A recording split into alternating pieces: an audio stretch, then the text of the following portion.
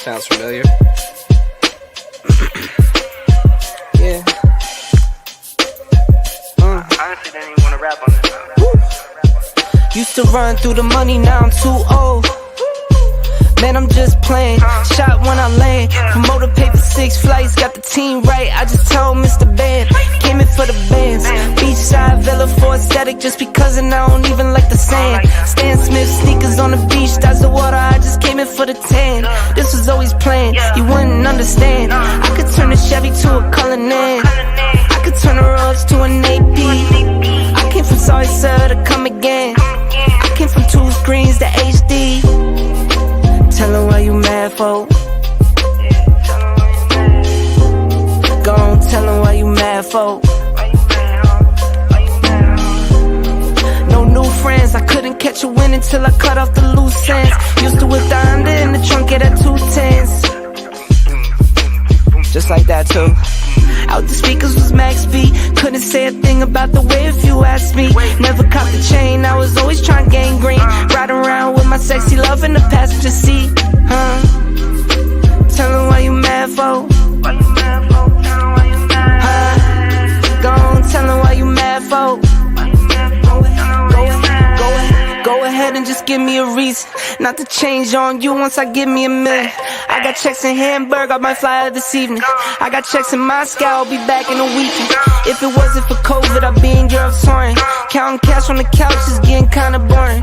Must be talking about kids when you talk driving foreigns. Say I'm lying and I'm telling stories, or you can't. Tell her why you mad, for. Go and tell her why you mad, for. Silly. Soft spoken, I can hit the studio and spit till my jaw's broken. For records in the hour, I'm not bragging, it's all boasting. Turn the top 10 and ball for ball and it's all coasting. And it's easy for me, just tell me go and I'm on go, it's no reason for me. Doing features for a feature that's reaching for me. My next show's a mattress store, they been sleeping on me. See they took my style, see they been peeking on me. That's why I'm mad, for.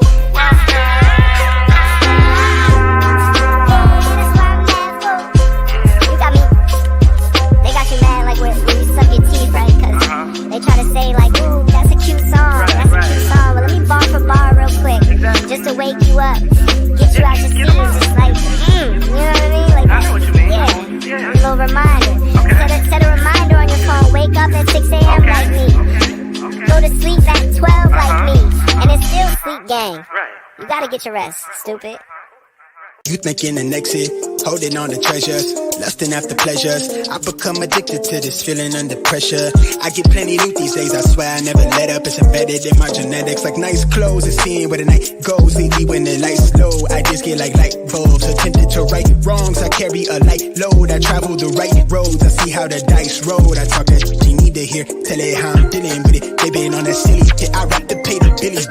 Trying to see I'm nearly here, out here flossing plenty big. I don't want no bust down wrist, I'd rather save my innocence. Miss when we were Kool-Aid sick, cops outside the church. Out here in the field, they pull it off the hip and empty clip. I'm talking cryptic, telling me we bought a bigger crib. Pops is playing a beat scene on the bigger, better things. I'm in the classroom cutting up, acting like the bigger kids. My hood was really everything. The bros was more than tenants here. I was barely tenant couldn't kick a flip for sisters copped the whip and dipped him. Thought to steal that, see what we've been dealing with. Let's get broad is filthy here. Hate the fact that I wasn't surprised to hear when Chris got killed. Like I'm barely feeling things about me fitting and keep you at a distance. You do like seasons always disappear. I believe in Tuesday and Wednesday. It's been a few days since we had FaceTime. No, it's cliche. My time is Thursday. I miss the old days. I need a replay. I hit your line on Tuesday and Wednesday. It's been a few days since we had FaceTime. No, it's cliche. My time is Thursday. I miss the old days. I need a replay. You could catch me laying in the flowers, lungs full of them vapors, losing track of hours. Your lip bar from my taste buds, laying in the flowers, lungs full of them vapors. My mind been hella crowded. Hey, who am I complaining? My life was barely tainted. My daddy made it almost nice, my mom did no complaining. The homies from the block would always tell me that I make it. And I made it through the classes, dog, we wrapped that graduation. That bread infatuation for a life that I was made to think that I would not obtain. It's only entertaining, right? But that's the motivation, now it's more or less occupation. Way less by what I'm making, though it's nice to make new payment. Much more for any stranger pressing play cause they relating. No, I don't need the credit, I just wanna see you make it to the world so out of pocket. Down for the praise is really not someone to talk. I'm out here trying to leave my mark and find how best to play the cards I'm dealt without losing my heart. I always had the vision far-sighted. Lately it feel like my life some like a movie where I might just play a part. Always in it for the art, my nigga, that was from the start of this. I said I never changed, still empathetic, still split the credit. All of that because of inner weapons. Lately I be counting many blessings for the lesson learned. The problems I collected, I've been skipping school and I've been tested. I become a finder when I feel depressive. I've been gaining traction but I feel accepted. I've been running in place, I'll never show my face. I just wanna take my peace, y'all in the day. All I wanna do is celebrate. I'll never pump my brake with the legal gas, got my eyes low. Losing gripping like the wheel spinning at the sideshow. Turn a hater to a crater, tell them they could die slow. Respond as a better you, let's see how far you go. Get your O's from the cove, I'm putting on for the coast. I'm at your pro, trying to see the foreign soil, hoping that might help me grow. I'm just barely scraping by, feel like my life is prophesied. I'm shooting way up past the jets, the only fear is the decline. I'm just moving like the tides, where I end up no one knows. I'm trying to take it worldwide from the single lane Tuesdays and Wednesday. It's been a few days since we had FaceTime. No, it's cliche. My time is Thursday. I miss the old days. I need a replay. I hit your line on Tuesday and Wednesday. It's been a few days since we had FaceTime. No, it's cliche.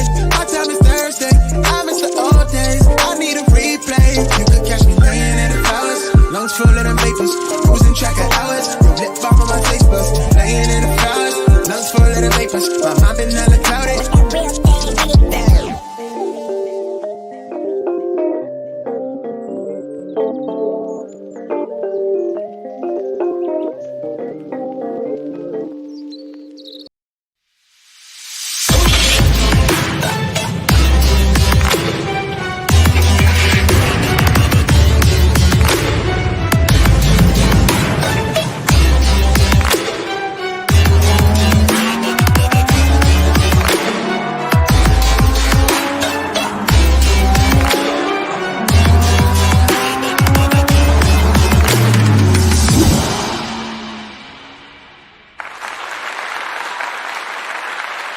What up, Joe? What up, Joe? What up, Joe? This your boy, Tay Biz, man. We are back real quick for the one time, man. About to get into this live, man. But before we do that, I want to take time to say what's up to the people, man. I definitely want to show love. Thank you so much for the love. Steph JK in the building. Saying Biz Nation back at it. Can't wait to chill with y'all. And Miss 2T's 86. Steph JK, I'll be here, my girl. Kristen Vasquez in the building saying, guess who's back? All right, guess who's back in the building, showing love. Chill in the building, the mod of all minds saying, what up, though? Red Bunny in the building saying, Tay Busy, what up, though? What up, though? He said, Jordy said, not the applause rolling. Hey, we got to do a little something, man. It's been a heck of a journey, man, with this channel, man.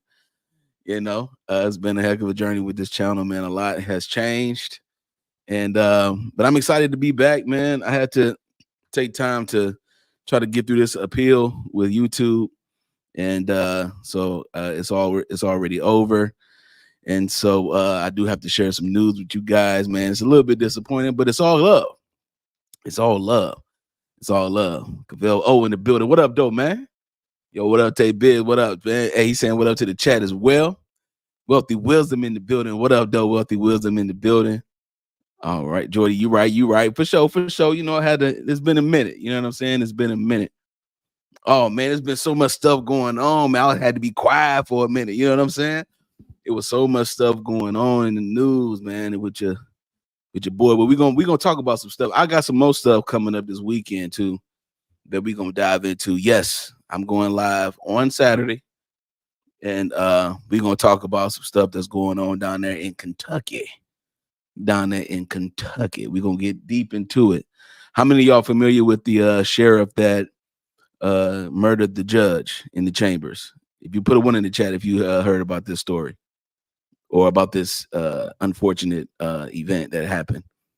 It's a wild and crazy story, man. We're gonna get into it this weekend. But tonight, on Friday Eve, we gonna get into the Diddler, man. What's going on with the Diddler, man?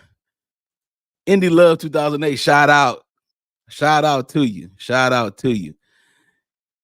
Shout out to you. Okay. So this Saturday, I'm definitely going to talk about this. All right. We're going to deep dive into it. And things of that nature. But I do want to share some news with the fam. So unfortunately, my appeal was not enough for YouTube to reinstate the monetization of the channel. So the memberships are still paused. Features are still gone. You know what I'm saying? But I'm not going to stop. I'm going to keep going. I'm going to keep doing it. I had to edit the channel a little bit. So there's a few videos that you won't see that I felt was one of the issues. And one of those issues, I think, was the Diddy video. It was a compilated video. And unfortunately, because I did not put any commentary in the compilation, and I pulled from, other resources to get the video clipped. And I did all the editing myself. However, because of the compilation video and without me having any type of commentary, they decided to demonetize the entire channel. Now, I prefer them to just strike the video. You know what I'm saying? I would have preferred them to just do that. Strike the video. You don't have to demonetize the entire channel. I got good work on here. You know what I'm saying? I go live. I got videos with my commentary. I mean, I do some good work, I believe. And so, but that's what it is. But it's okay because, people can still, some people have still supported me through Cash App and things of that nature. And I appreciate those who have sent me something to say, hope you do well, things of that nature, whether it's great or small. It all means a lot to me. Doesn't matter what it is. And I appreciate it. You know what I'm saying? But I can reapply for monetization in December on Christmas. All right. So, so I have a little time. I'm still going to make content. I'm still going to do it just like before I got monetized. I was doing content. I'm going to do content after I get demonetized. But I have learned something about this whole thing. And this learning experience has been a wealth of knowledge. Okay. A wealth of knowledge. And so now I know what to do. And now I know how to engage with this channel. So apparently, I took it as a compliment a little bit because obviously, even though my channel is small compared to many, it must be effective in some type of capacity for you to demonetize the entire channel off of one video. You know what I'm saying? So, hey, I take it as a grain of salt, man. I take it as a grain of salt, dog. You feel me? Cavell O said, when you know better, do better, King. Exactly. You know what I'm saying? So it was all a learning experience. You know what I mean? So it's cool. It's cool. I am not mad at it at all. So I can reapply on December the 25th, literally on Christmas. And so I will do that. I will do that. But I did have to edit the video, my channel. I'm still in the process of editing, going through my channel to see what else I need to possibly edit and things of that nature and remove or whatnot. But other than that, we good. All right. So let's go ahead and get into this live today. All right. Before we get into the live, how's everyone doing, man? How are y'all doing? I miss y'all, man. How are y'all doing? How y'all feeling, man? How y'all feeling about this? What's going on out here right now? You got the Diddy situation. You got the mayor of New York, who has been caught getting money from Turkey for election purposes and political purposes. All right. You got Gene Deal out here. You had the book, somebody who released Kim Porter's book. They're saying that the book was not accurate or it's not actually complete. You got that of Kim Porter. You got Jaguar Wright. She was on Piers Morgan. You feel me? And we're gonna look at that too. We're gonna look at a snippet of that as well. And you got the YSL case. The YSL case been nuts. Shout out to Cat Not Williams. I've been watching her channel when it comes to the YSL case. I only watch her channel really when it comes to YSL. She has some of the greatest insight commentary. She knows how to unpack and explain like the timeline and like people's names and like what this particularly means and and why they're asking these particular questions. If the audience or the chat is lost, she knows how to reel it back in. You know, I appreciate Kat for that. You know what I'm saying? She dope for that. So you know, so shout out to Kat Not Williams for that. But the YSL case has been absolutely insane. I don't understand what's going on. Miss Love, I mean, there needs to be a mistrial ASAP. I don't understand how this is not a mistrial at this point. You feel me? But you know, it is what it is, man. Whitaker is out of control. She don't have no control over her courtroom. She is, I mean, everything about what she does is just backwards. Even she's baffled at sometimes when they're objecting. She don't know she don't know whether to sustain it or to overrule it. So she just have them repeat the question differently. Now, if she's lost in the sauce, you best believe the jury lost in the sauce, man.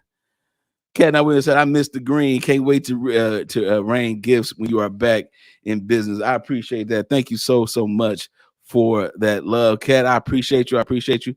Man, Jordy said YSLK straight up became a comedy show. Exactly, man. We are already on season 8 of YSL. That's a fact. That is a fact. But yeah, man, it's been kind of crazy. It's been kind of wild. It's been kind of messed up, man. You know, and Miss Love is so determined to try to be super private and try to be all, can I approach the bench, Yana? Can we approach? I don't want everybody to know what we talking about. Can we approach? Oh, you want to hear hear you lie? We already know you a liar. We already know you're a liar. Okay, so we don't need no more proof of that. We already know what it is. Okay, so nevertheless, it's all good. You know, again, you know, it's going to work out. I think the defense with their cross has been stronger than the burden of proof. It just has been, you know, throughout the whole trial. And so from what I gather. And so, but we're going to get back into some YSL soon. But right now, Diddy, D, the I, the D, the D, the Y, it's Diddy. This man has been in the news once again for the wrong reasons. And so we're about to go ahead and get into it real quick. Let me go ahead and just get this article up. We're gonna read it real quick. We all know what it is. We all know what it is. We all know what it is. We all know what it is. What's going on? Sean Diddy Combs scandal explodes. Over 100 alleged victims come forward. Do we need to read the indictment all over again? Has anybody read the entire indictment? Have anybody seen the entire indictment? Put a one in the chat if you have seen or read or even went to another channel that read the entire indictment. These over 100 alleged victims came. I mean, what is going on? What is going on? All right. I don't understand. In the indictment, there were so many things referring to racketeering, referring to trafficking, referring to transportation of prostitution work, things of that nature. There are so many victims, but also people who have contributed to this Diddy Fest that's been going on apparently since the 90s. Okay. And right now, I'm not sure if these are the couches that everyone was sitting on at Diddy's house. They was all in a circle. I don't know if this was the furniture that Diddy had, but we do know there's over 100 alleged victims have come forward. This is disturbing though, because it says a law firm claims they are now representing more than 100 alleged victims. 2 lawsuits filed against Sean Diddy Combs pertaining his sex trafficking case. The Buzbee law firm and AVA law group. Shout out everybody. Put Buzbee in the chat. Put Buzbee in the chat. You feel me? look, Cavell Olsen. I was wondering why them couches was there. I'm like, hey, you feel me? Like, bruh, what you doing, dog? What you doing, big dog? You feel me? You got couches on your articles, bruh. Dang. Diddy is worse than R. Kelly. Yeah. Oh, for sure. It's not even close. It's not even close. Says here is that the press conference was held on Tuesday, alleging they had vetted thousands of calls from people claiming they were abused by Combs, 54 years old. As a matter of fact, it says here the biggest secret in the entertainment industry that really wasn't a secret at all has finally been revealed to the world. The wall of silence has now been broken, and victims are coming forward, Texas-based attorney Tony Buzbee said at the press conference. This is I believe Houston, Texas is where he's from. Buzbee said the allegations will include violent sexual assault or rape charges, facilitated sex with a controlled substance, dissemination of video recordings, and this is the kicker right here, sexual abuse of minors. Look at that. This is where it becomes an issue, even the more. It's already an issue. Now this is the cherry on top of all issues you could possibly. If you had an issue cake, right? If you had an issue pie, this would be the cherry on top of the issue pie. All right. If you had an issue cheesecake and you wanted to sprinkle, you want to put some sprinkles on the cheesecake of the issues, this would be the sprinkles. This would be the cherry of minors. We're going to get into this real quick. Says our team has had at this point more than 3,285 individuals contact us from people claiming to have been victimized by Sean Combs. We will expose the enablers who enabled this conduct behind closed doors. We will pursue this matter no matter who the evidence implicates. It's a long list already, but because of the nature of this case, we are going to make sure, damn sure, we are right. These names will shock you. The names must be named. Shout out to the lead attorney who I want to show love to right now. The lead attorney opened up to us about his cancer fight on his channel. If somebody can go to the lead attorney's channel real quick and look up it's a thumbnail that says cancer, and he talks about it live, and he talks about his fight with cancer, and we are definitely praying for the lead attorney. The lead attorney, if he was here, he would say the names must be named, and they coming. He said of the 120 alleged victims, 60 are men. Look at this. Okay, so ladies, it ain't just y'all. It ain't just y'all. The brothers is getting some of this action too.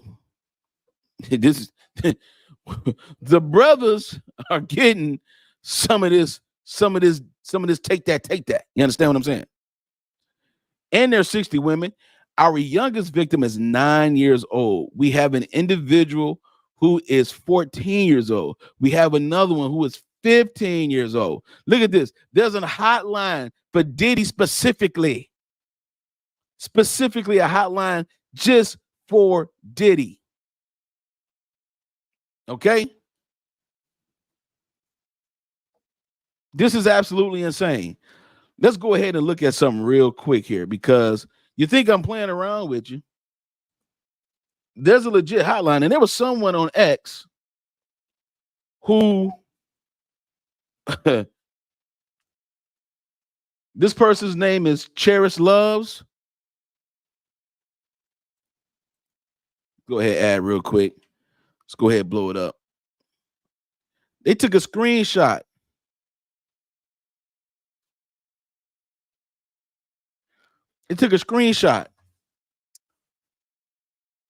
Man, this is crazy.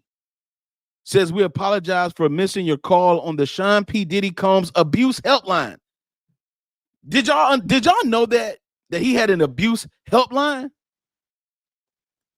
If you are having issues getting through to us on our 1-800 number, please give us a call back on our direct line. This is the number right here. We thank you for your courage of coming forward and helping us with our fight for justice. To expedite your consultation, please call us at our direct number. You can call it. Or begin over text by replying to our first questions here. Were you or your loved one physically or sexually abused by Sean Love Combs or his business entities, employees, or other close associates? Good Lord. This is real. This person, Cherish Love, shout out to Cherish Loves on X. Hi there. I am reaching out to you in regards to the Sean P. Diddy Combs abuse lawsuit you inquired about.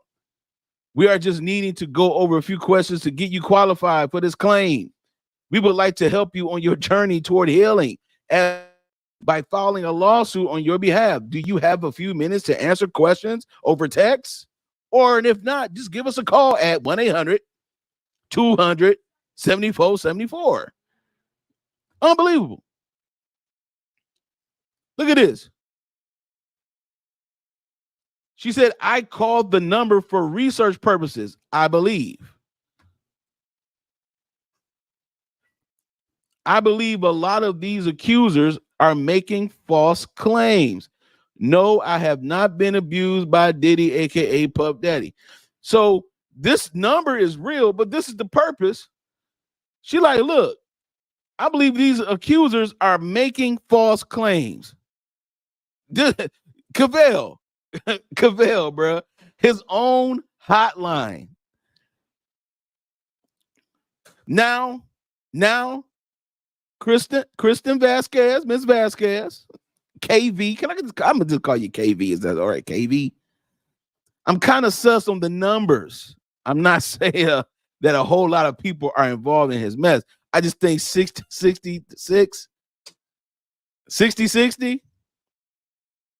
I mean, look here. It's quite possible. We're talking about decades, obviously, of people who have had some type of encounter over the years with anything related to Diddy. Okay. I am just baffled at even the mere fact that this is actually taking place in this manner. They said they had 3,285 individuals that they've come across, right? This is a very specific number. I think the thing is that people are having an issue with the numbers, the way it's coming out now. And a lot of people say the same things, including myself at times. I must be transparent. A lot of times I say to myself, why do people wait so long to say something? Why are they not going to the police? Why are they not creating these police reports or going to the authorities? Why are you not sharing this with your family? Things of that nature, right? And so there are people on that side. Then there are some people that's like, you know what? It wouldn't surprise me that there's more people. We're talking about 30 plus years of this stuff. Okay. So we have a young lady. You already know who she is. You already know who she is. She was recently on Piers Morgan, okay? Uncensored with Piers Morgan. And we're going to listen to her talk. It's only 4.5 minutes. I couldn't get the entire video. I'm pretty sure it's on YouTube, but I'm just giving a 4.5 minute clip of this as she talks about this. And there's other clips as well we can get into if we have the time here. So Steph JK. So no one can become members of the channel because it's still demonetized. YouTube has decided to keep the demonetization going after the appeal. So I have to wait until Christmas to reapply for monetization. So you may have to retract this comment, delete this comment if you can, because the demonetization has continued. Yeah, so it's not fixed. My appeal did not go through. They did not find it enough. They didn't find enough information of how I create content So yeah, I gave them a good 5-minute video. So, but you can still support through PayPal or Cash App if you do so desire. However, we're going to continue to keep pushing and keep making this great content, right? Without further ado, let's go ahead and listen to Jaguar Wright in this interview real quick with Piers Morgan, talking about he's going to talk about the vindication, because this woman right here, this lady right here has been an advocate, has been speaking out for a very long time, for years, about Jay-Z, about Diddy, about Usher, about what they did to Justin Bieber, all kinds of stuff, okay? All kinds of stuff. So let's go ahead and hear it out. So FFS, what up, though? So what the heck happened? So apparently that Diddy video that I did, the compilation video of Diddy that I did, was what stirred up the pot. And then after that, it just went the way it went. So it's all good. It's behind us. It's all love. We moving forward. Let's go. A whistleblower. You knew Sean Diddy Combs for a long time. You attended a number of his infamous parties. And in 2022, you made headlines after comments where you called him a sex trafficker. And in response, you were called crazy and jealous. Do you feel vindicated by the events of the last few weeks? No, not at all. Because he's just the beginning. Until him and his cohorts are all held to account publicly and legally, the victims, they're not safe. How bad was it? That's what I care about. I care about the victims. No, I understand. How bad was it, do you think, what was going on? I'm going to tell you right now that me, as a woman who has been in the industry for over 30 years, I've been performing live since I was 13. My first handler was McKinley Horton. I come to find out 25 years later that a scar that was on his face with a very elaborate story he gave me was put there by a woman who he assaulted. To live through these things and hear your elders in the business, people like Patti LaBelle say, just avoid him, honey. And being taught to be just avoid him, honey. Maybe so. It's not good enough. Not when you live through these things, you're still suffering the PTSD created by all of this. And you're talking to a victim that's 20 years younger than you. And she's telling you the exact same thing that happened to you. Now, I want you to understand something real quick about this young lady. This young lady, remember the song, remember Song Cry by Jay-Z? I can't see him coming down my eyes, but I gotta make the song cry, right? Remember that part? Ooh, oh, oh, all that part. That's her. This is Jaguar Wright, man. She's been singing background and doing this for a long time. So she have seen things, heard things, done things in this industry. Okay. She is not no novice, fly by night. Who is this? Nobody knows. Everybody knows who she is. Everybody knows who she is. She can sing. Do you hear what I'm saying to you? Okay. The woman can sing, flat out knock you out your pews if you're in the church. All right. And so she has seen, witnessed, and done a lot of things that she's not proud of. At the same time, she was able to escape from that life, being a part of that. And she has risked her own life in a lot of ways, saying the things she's saying. She has had all kind of lawsuits, or not lawsuits, but like people have come after her and things of that nature. She talks about that a lot.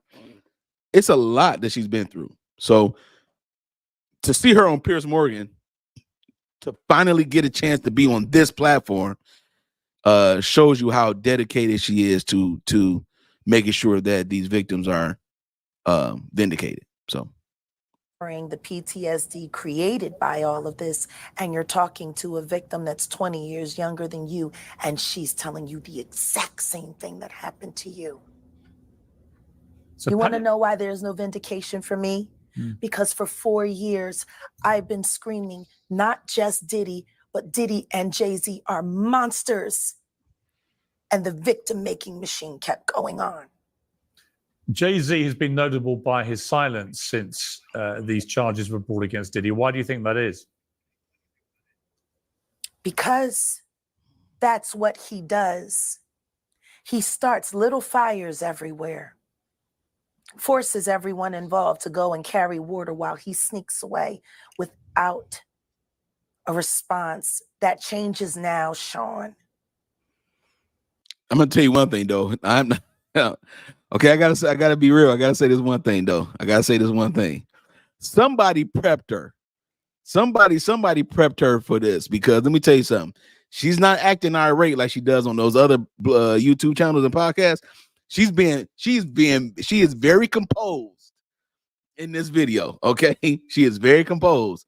So somebody said, "Hey, when you go on here though, when you go on here with this Englishman, right? This Britishman, you can't be off the rails." There you go. That's the perfect phrase right there. You can't be off the rails like you are on the other show. I forget the name of the other show where she's on the blue couch.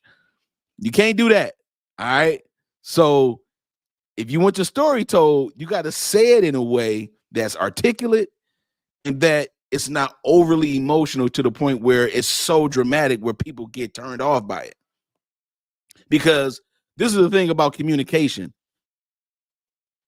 Communication has to be effective. And your energy and your body language and the way you present information matters. It definitely matters. And if you are overly emotional to the point where you cannot articulate your you cannot communicate your point without anger, without being irate, then people will be turned off. And you could be telling the truth. You could be telling the God's honest truth. But because of your presentation, they're like, oh man. Because most people go off presentation anyway. You feel what I'm saying? So whoever told her to chill out, don't yell, don't act crazy, did a good job. Because I'm telling you right now, been off the rails already. All right. So I'm glad she didn't do that. So let's go. You must respond. You have no choice. Harvey Weinstein, Jeffrey Epstein, Robert Kelly, Sean Combs have one person in common, professionally and privately. Sean Carter.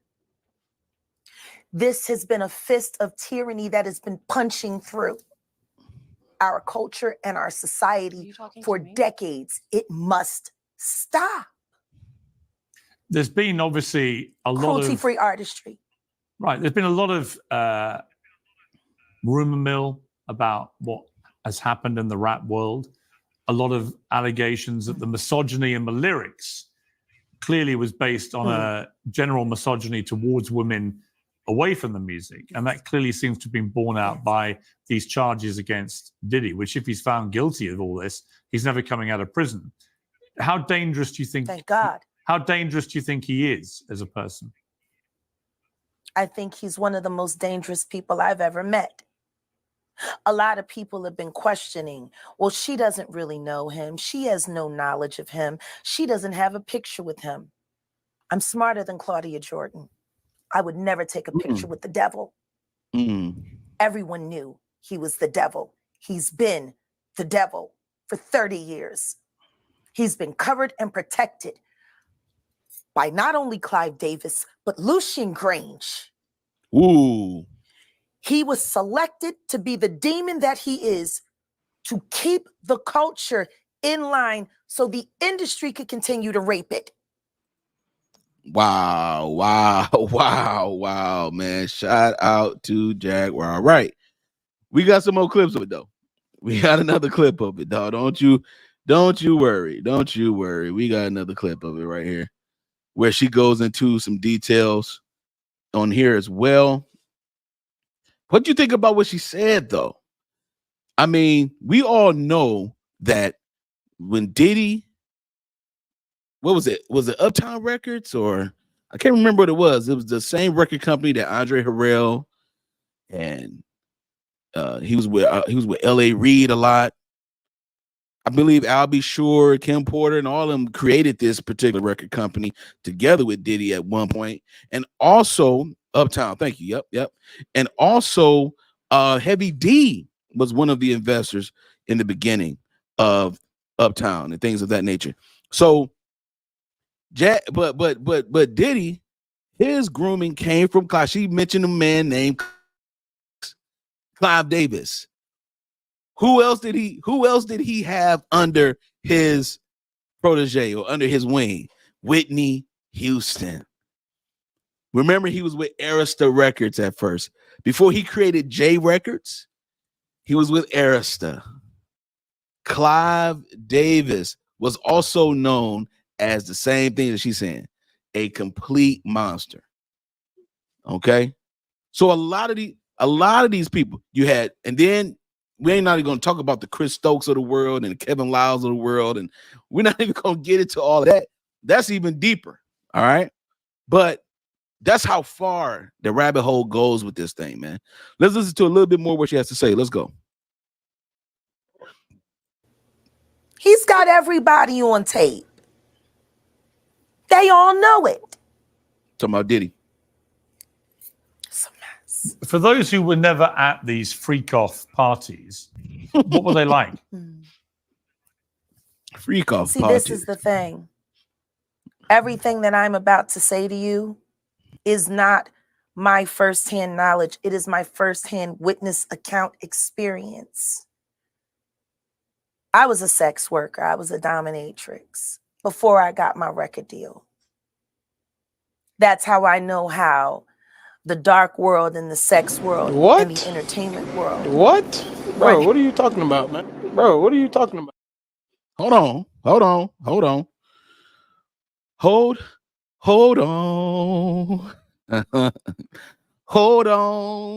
on. Okay, wait a minute now. Pause. So there were some contributions. You see, this is the reason why you have to hear the conclusion of the whole matter. Stop just taking a piece of information and believing everything. There are so many, there's enough blame to go around. Okay. She said S worker.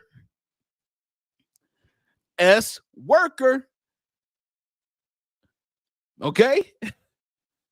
Let me ask you a question. Do you think not only the people such as herself and others, do you think they had no idea what they were doing? Let's just really put a microscope on this. You think they had absolutely no idea? See, this is a redemption tour. You ever had somebody with a Constantine mentality, a John Constantine, where they have done so much evil, they try to do all the good in the world they can before they die? This is what happens. You have done all this trash. You was getting benefits from being a part of the same man you accusing. You were reaping benefits in some type of way, but the benefits came with a cost. And the cost that it came with is so unbearable to the point where now you can start once you are healed enough to do it, you can start actually opening up to the point and say, you know what? I did this as well, but then let me tell you something. This is what the real truth is. Now, are there puppet masters? Absolutely. Of course, Diddy was a puppet master. He had the money. He was the cash cow. He was the connect. He could get you connected in rooms that you couldn't get connected to on your own.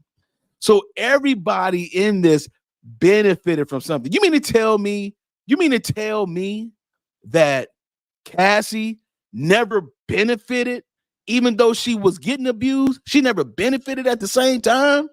Y'all got to keep it real with me today. This is Friday Eve. This Friday Eve.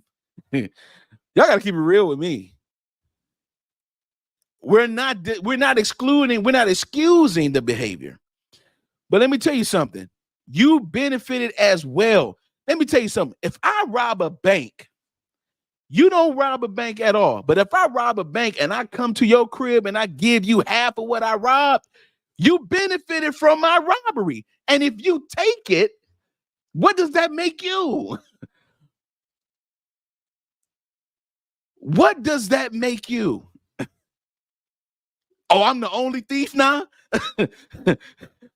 like your boy Eddie Kane said in the Fire Heartbeats. Would I had one or two or three drinks, but I'm some alcoholic now? I'm an alcoholic now all of a sudden because I had one or two drinks. That's what your boy Eddie Kane said in the Fire Heartbeats, man. If I go rob a bank and I give it to people who I know, and I give it to them and they take it, they just like me. They just didn't have the guts to rob. Now, if I rob a bank and I come to you and I say, here go the money that I got. Here go the money that I got from this bank that I robbed. You're like, man, I ain't taking that. And you stand on business. That's called integrity.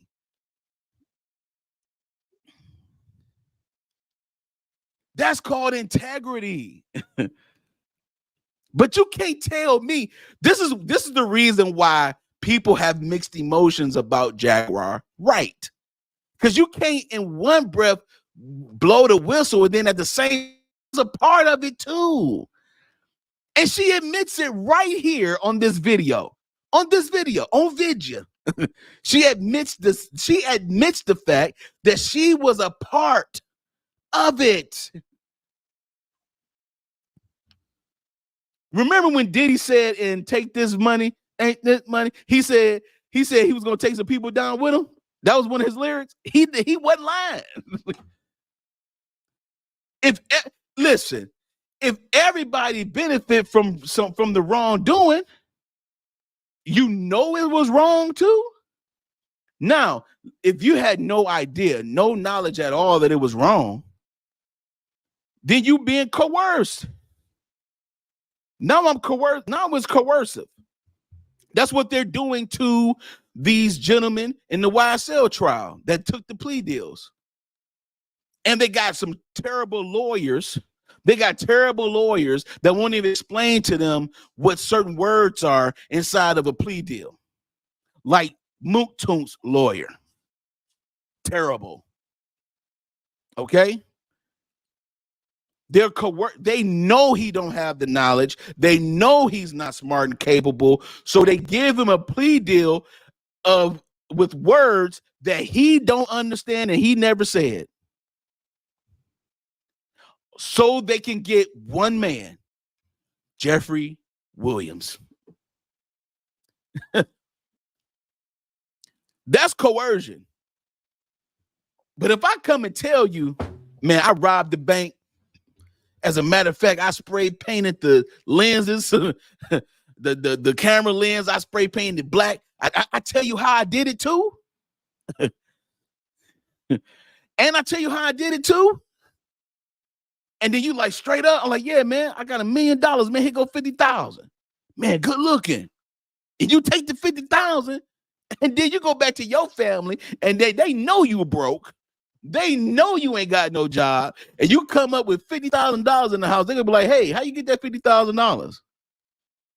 Oh man, just a friend of mine gave it to me. Okay, what did your friend do? What friend? Reggie. Reggie ain't got no job. How he get $50,000 to give you? So how much money does Reggie have? If he was able to give you 50,000, how much money does Reggie have? You see what I'm saying? You see how we can go to a place? It can go to a place. So don't tell me all these people that's talking about Diddy and Jay-Z, I hear you. And yes, y'all victims as well, but sometimes the victim can become the predator. The victim can sometimes become the predator. You can become the very thing you despise if you walk in an arrogant spirit. If you walk in humility, you can get the grace. Now you loud and exposing me when you benefited from what I did, as wrong as it was. Unbelievable, right? Unbelievable. Shout out real quick to Any Love. Indy Love, I appreciate you with the $20 cash out. Thank you so much for the love. I appreciate it. I appreciate it so much. Thank you so much, Indy. I appreciate you. I appreciate you. Thank you. Thank you. Thank you. So this is what I'm saying. You cannot yell victim and also did some shicey stuff at the same time, dog. At the same time. Shout out to you, Indy Love. I appreciate it. But everybody put a blue heart in the chat that represents Indy Love. For Indy Love, thank you so much for the $20 cash app. It means a lot to me. Thank you so much for your support. Thank you, thank you, thank you. So I'm telling you right now, listen, I hear them, but at the same time, I'm like, okay, now something's going on. Something is going on, because let me tell you something. Ain't no way in the world, there's no way in the world that a person who's benefiting from something that's evil cannot associate themselves with the evil. Come on now. Come on now. Don't play me like that. Don't play me like a play cousin now. You feel me? Let's go ahead and listen to this again. Let's listen to Jaguar Wright again, all right? Matrix before I got my record deal. That's how I. This is the thing. Everything that I'm about to say to you is not my firsthand knowledge. It is my firsthand witness account experience. I was a sex worker. I was a dominatrix before I got my record deal. That's how I know how the dark world and the sex world and the entertainment world run hand in hand. That's why the movie Blink Twice is so important. Salute to Zoe Kravitz. The sex workers that I have. This is a very good question. Steph JK says, so you think that's why Jag is fighting so hard for those victims now? Redemption, guilt? 100%. Look, her motivation is not in question. Her motivation is not in question. She, like, when you have participated in something like that, and then later on down the line, you see how it affect and impact them, and then you were able to escape. So you try to come back to get the rest of them. You know, it's a portion of redemption. It's a portion of guilt. Guilt would be the undergird of it. It's a portion of that, but it's also the fact that she knows what's right. No pun intended on the last name, but now she knows what's right. She knows she was wrong. And sometimes you could be in the midst of doing wrong so much that you never get caught. You be like, yo, it's all good. But you know it's wrong, man. You know it's wrong. And if now that you have escaped and now that you are able to be free from that life and free from that whole mentality, now you're like, you know what? I discovered a new mentality. Now I want to be able to redeem. Now I want to be able to do that. That's what it's all about. That's what it's all about. She said she was a dominatrix before she had a record deal. Do you know what I mean? There's not just an ounce of guilt in there somewhere, a little bit of redemption? Oh, absolutely. Oh, absolutely. That's the same thing that you do. If you do somebody wrong, let's make it real simple. If you do something wrong to somebody, let's say, for instance, you messed up their shirt. You at home or whatever, and they a visitor or whatever the case may be. Or let's say you out and about, you at a club or something like that, and you got hot coffee and they got regular tea. Or your hot coffee, you make mistake and spill hot coffee on their shirt. You're like, oh my God, I'm so sorry. I'm so sorry. Let me pay for the dry cleaning. Let me try to do something. See, that's redemption. You're trying to redeem yourself. That don't mean your motivation is bad. We know that we know that you feel bad. You feel what I'm saying? So now that you feel bad, it's like, now let me go ahead and really try to make sure that I dry clean all the shirts that had coffee on it. You know what I'm saying? That's just, that in concept, it's the same. You know, so a lot of it, it's just like what Cat Williams said about the attorney. The attorney has a sketchiness about him. He's shrewd, but he's a good lawyer. You don't think Brian Steele is shrewd? Of course. He's a criminal defense attorney. Even Brian Steele have a little bit of shrewd in there, has a little bit, but he's honest with his client. He still represents his client to the umpteenth degree. So that's the same way with Jaguar. Right now, she is like, yo, I want to get as many of these women out of the situation because I was there. As a matter of fact, I actually contributed a little bit to this. Everybody feeling a little bit of guilt, everybody feeling a little bit of redemption, but a lot of people are feeling more entitled. And now that's what's happening, is that you're starting to see it. And the people who, because there's so many, who's to say this person telling the truth or not? We don't really know. We don't know anything. All we know is that these are victims.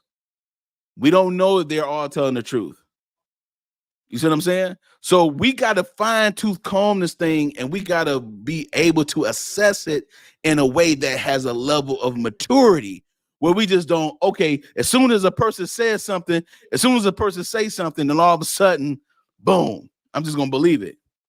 She was a victim. Exactly. She was a victim, and also, you see what I'm saying? So it's redemption on both sides. It's still redemption. It's still going to be redemption. And her heart is in the right place. I don't think Jaguar Wright heart is in the wrong place at all. But I do believe that she was once a victim and became something that she did not want to be.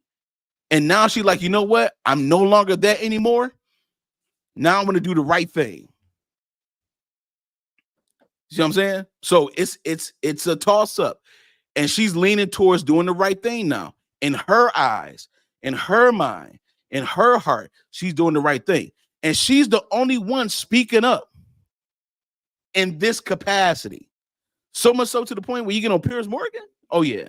So listen, you gotta take all the ingredients to make a cake.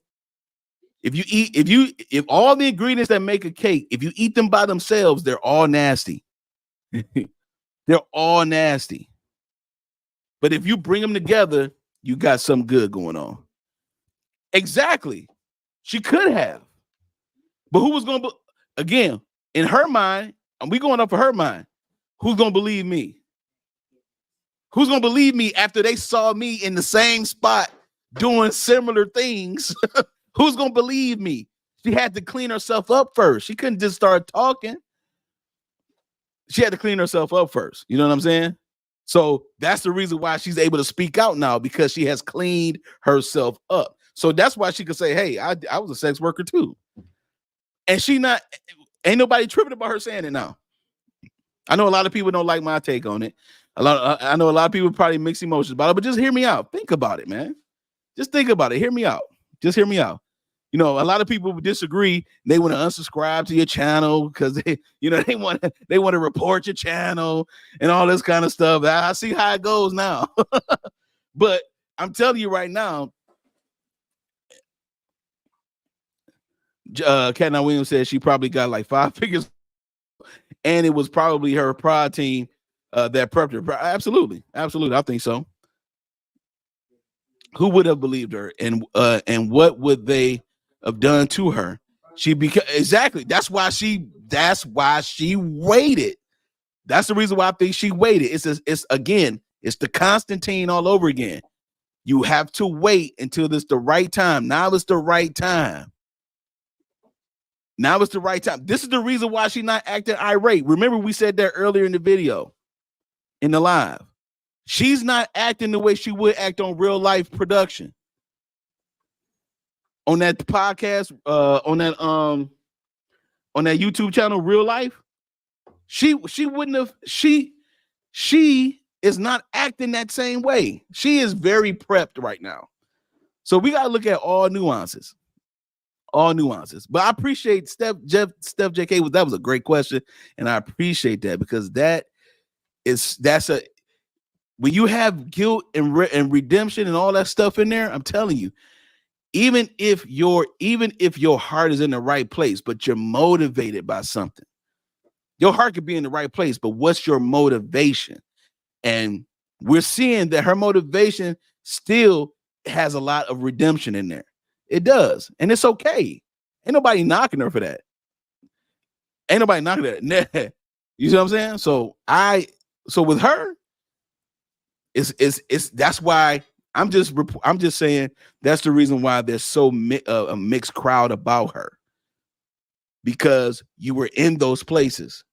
You were also benefiting from those places at some point, even though you knew it was wrong, but you were benefited. So you're being overshadowed with that. And then all of a sudden now, after you done cleaned yourself up, you got yourself together, you're not doing the things you used to do, blah, blah, blah, blah, blah. Now it's like, okay, I want to go back and do it. But you're doing it in a way that's like pointing the finger that they did this and they did that. But did you assist? Again, did you take that money that I robbed from the bank? If you took that money that I robbed from the bank, if you took that money and you disregarded my crime, you just as guilty as me. You just didn't do it. That's the only thing. That's the only difference I see.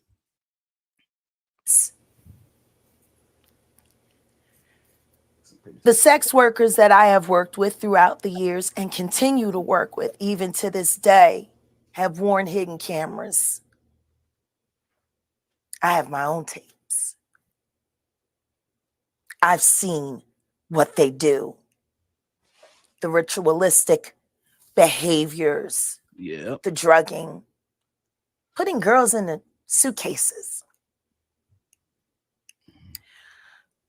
dumping them in alleyways. It's terrifying. And it's all done under the protection of this is going to be paid off. There's another NDA. This is going to be, it's terrible. It seems to have been something that a lot of people knew about, but people were simply too scared to talk about. Everyone knows. And every person that's sitting there trying to act surprised knows very well. The whole point of this, like Cat Williams said when he sat with Shay Shay earlier this year, the whole point of this is for them in a coordinated effort to pretend like none of it is real for the public's perception. But everyone knows what's going on, and it's been going on for years.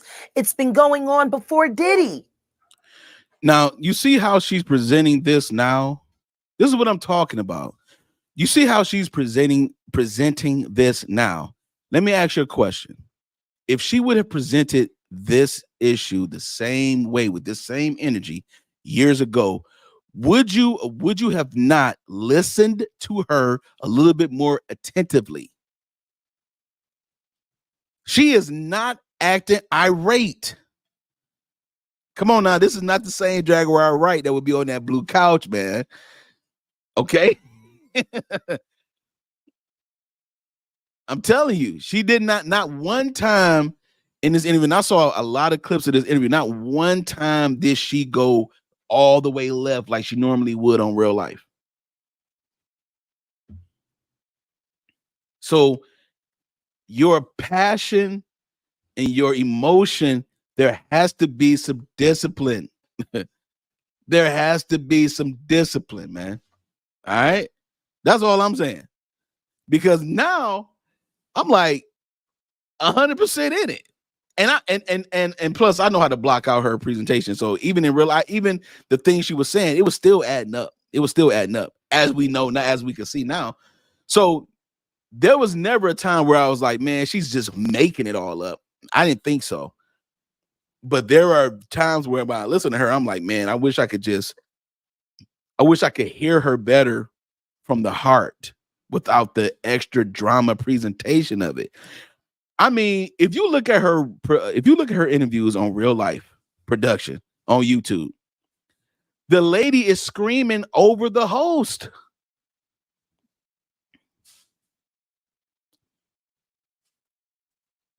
Kenneth Williams said, I feel like she is painting broad strokes and letting people speculate on the specifics because people are eager to connect the dots now.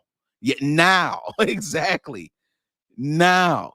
She said she was talking for years. Now they want to connect the dots. You see what I'm saying? Absolutely. So that's what I'm saying. Like there has to be at some point, there has to be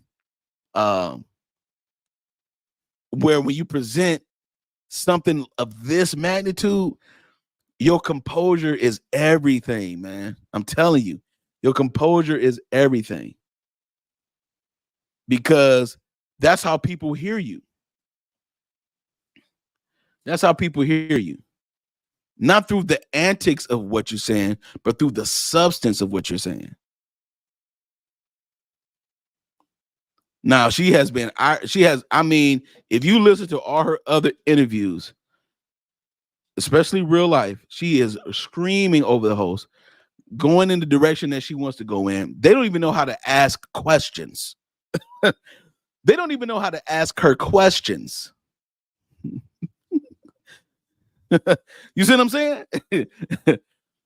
Oh, no problem, Steph Jake. I appreciate you listening to me. I appreciate you just hearing me out. I appreciate you hearing me out because this is a conversation we got to have. When you are a victim of something and you have waited to say something, the way you say it, in the context of what you're saying, how you say it, all of it going to matter because the first question people are going to ask you is, how come you waited so long to say something? So if you out at a restaurant and something happened to you 10 years ago, and then the person is in the room that did something to you 10 years ago, let's Uncle Charlie or whoever, or Auntie Lou, okay? And y'all at the dinner, and now you just break out like, they did this to me, no, and I'm just sick of it. Then you become you're a victim, but then you're angry. Then you're angry. And then everybody looking at you crazy. See what I'm saying? Everybody looking at you crazy. So that's the reason why when something happens to you, anything that happens to you, immediately say something. Say something right then and there. There are things that happened in my life. I wish I would have said it right then and there. It's too late. Say it now. It just happened. Say something. Stop, ladies especially. And it's a lot of men too that hold their issues. They've been touched by the girl cousin, auntie them, uncle. Okay, I know this is a sensitive topic, but we going here. We in here now. Welcome back. Welcome to Biz Nation. I'm your boy Tay Biz. If you don't know who I am, all right. You have to say something. There are things that I wish I would have said then. Of things, but you gotta say it right then. Yeah, look, the babysitter. Look at this. A lot of babysitters done touch some boys, man. You don't think so? Please. Easier said than done. Maybe. But say it when it happens. A man put his hands on you, go to the police, make a report, document this stuff. Make sure that you do all it, because I'm telling you, if you wait 5-10 years, everybody gonna look at you like, oh, now you want to say something? You don't want that. Oh, I've been talking. Oh, I've been said something. As a matter of fact, here's a report right here. There's something. We have to get out the mindset of I'm just gonna hold it in and wait till the time is right. Is that no, if you've been violated or something has happened to you, say something right then. Say something right then. A lot of people don't believe boys. We do. Imagine doing that and being not believed. It don't matter. I don't even care if people believe it or not. It don't even matter. I said it, and it's the truth. Whether a person believe it or not, we can't control that. We cannot control it. We got to stop worrying about that. Something happened to you. Protect yourself. Protect yourself. Protect yourself. You keep saying it long enough, somebody will believe you. Keep saying it long enough. I'm telling you, it will believe it. Somebody will believe it. The trauma is never going to go away. The trauma doesn't go anywhere. The trauma is already happened. You ain't going to never get rid of the trauma. It's the triggers that you got to worry about. It's the triggers that you got to worry about. The trauma is what happened. And we, at times, and I know how it is to be in traumatic situations. And at times you get into the situation where it's like a repeat. It's like a loop. It just keep playing in your mind over and over and over again. You're like, man, I cannot stop thinking about it. Every time I close my eyes, I think about it. Every time I do certain things, I think about that particular situation. That's the trauma. But the trigger, how you handle yourself in the midst of that trauma, in the midst of even being in the energy, in the atmosphere of that trauma. It shows how far you have come. And let me tell you something. If you are still in that same spot, or if you're still a little bit in the same spot, but not too much, but you're wiggling out of it, don't rush your growth. Don't rush the process. Do not rush the process. Give yourself time to heal. For real. Give yourself time to heal. No one gets the right to rush you. Nobody. Nobody gets the right to rush you. Not one person. Something traumatic happens to you, nobody gets the right to rush you. Can anybody hurry you up to get it? No. Take your time. It's really hard for us, especially when something like taking away, man, a man is not, that's what I'm saying. You're gonna hold it in. But we have to now regroup. We have to now do this all over again. We have to reform when it comes to trauma and triggers. We got to reform this. Because see, look at what happened. You got 120 victims who allegedly are a part of this lawyer right here, right? 120 victims, and you have people who don't believe most of them because things happened in 2000, 2001.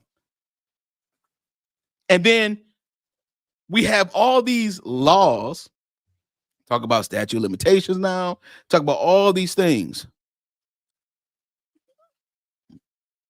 And then even people who have been victimized before is looking at this like 120 for real. You know what I'm saying? This is what people are doing.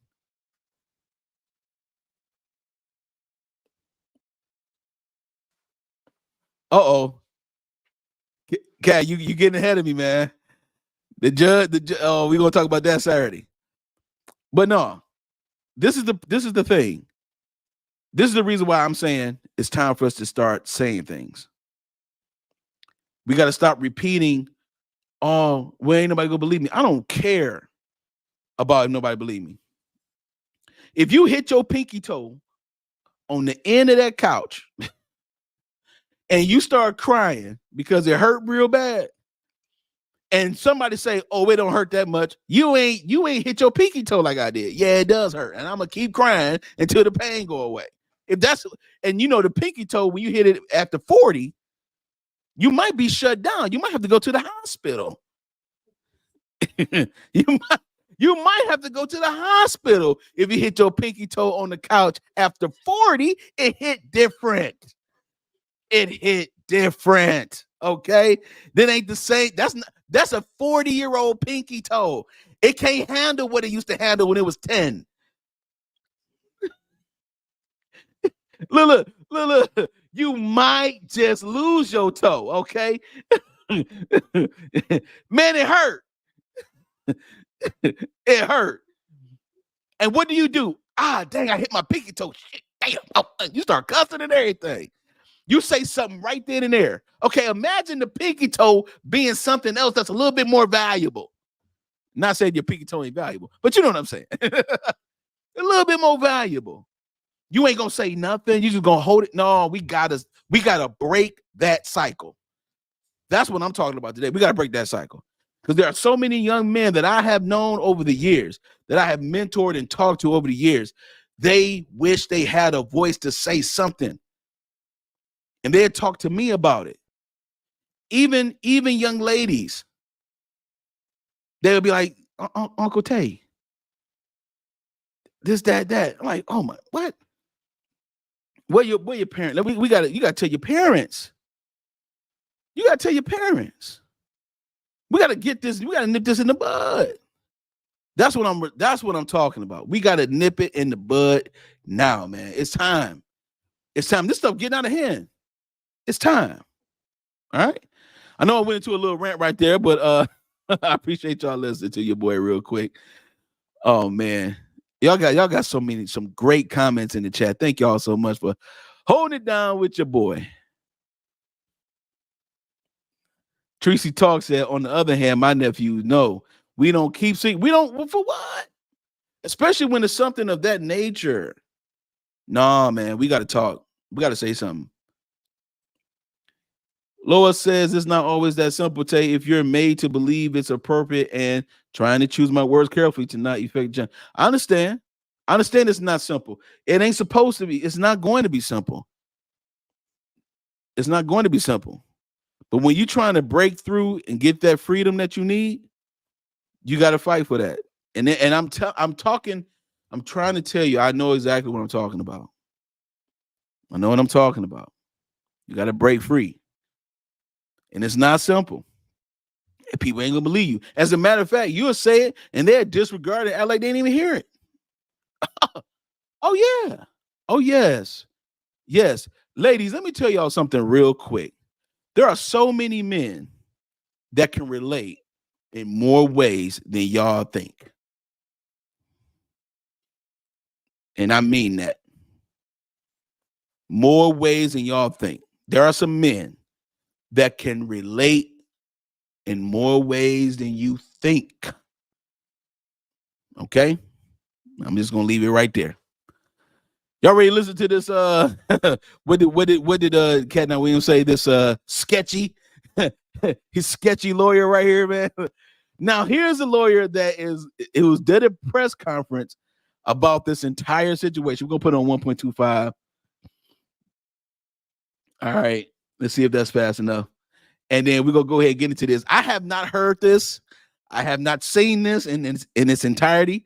I probably saw him say hello. Okay. I have not seen this whole thing. So we are going to watch this together. And let me tell you something, man. Listen, I'm about to say it right there. The comeback already, he's giving me that mob tie, dog. He's giving me mob ties right now, man. He's giving me mob ties right now. All right. Let's go. Let's get into this real quick. And thank you again. I know that was a deep conversation. And those of you that sticking and staying with me, I appreciate it.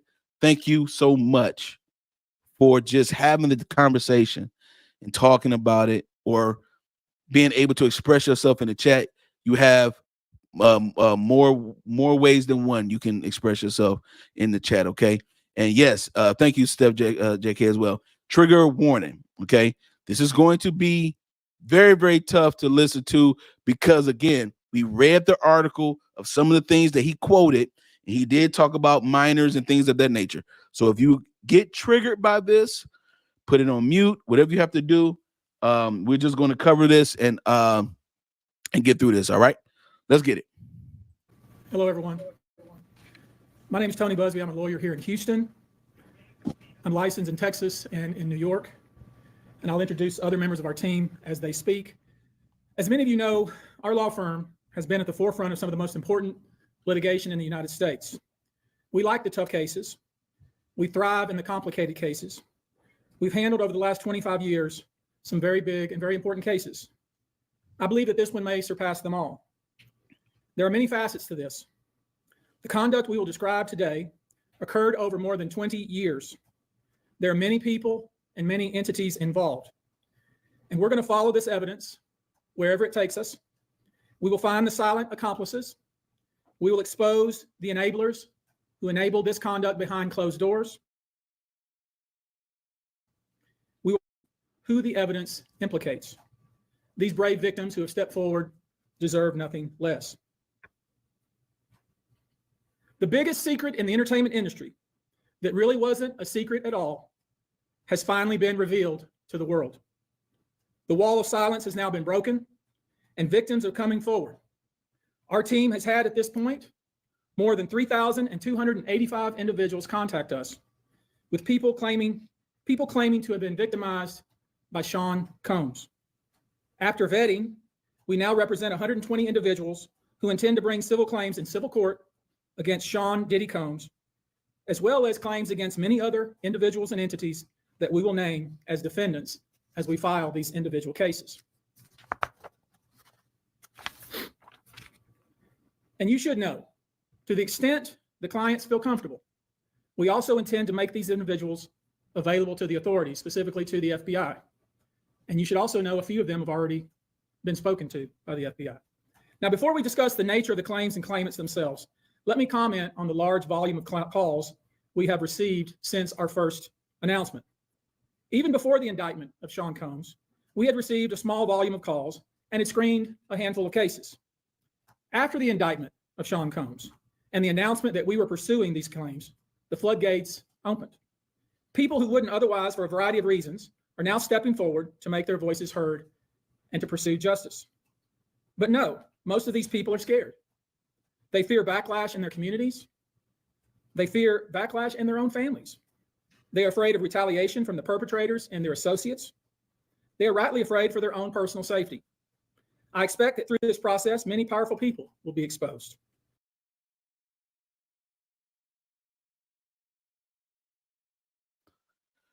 Sorry about that, y'all. People who have been in situations where something happened to them, when they tell their family, that's the first people that won't believe you, is family.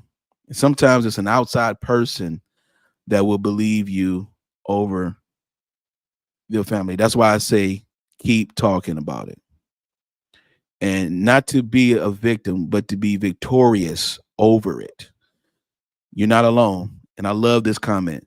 I love all y'all, fam. Don't feel alone. We're here, family. Please find a safe person you can open up to about your trauma. This is what I'm talking about right here. Many dirty secrets will be revealed. We know what we are potentially up against. And as is always the case in situations like this, when a celebrity is involved, people can be downright mean and nasty. You would be shocked at the length fans will go, no matter the evidence to the contrary, to defend celebrities they love. I mean, there's a reason. Fanatics. I've personally already been threatened multiple times on social media. And when I agreed to pursue this, I expected as much. This isn't my first rodeo. But victims who step forward to have their voices heard should not be subjected to that kind of conduct.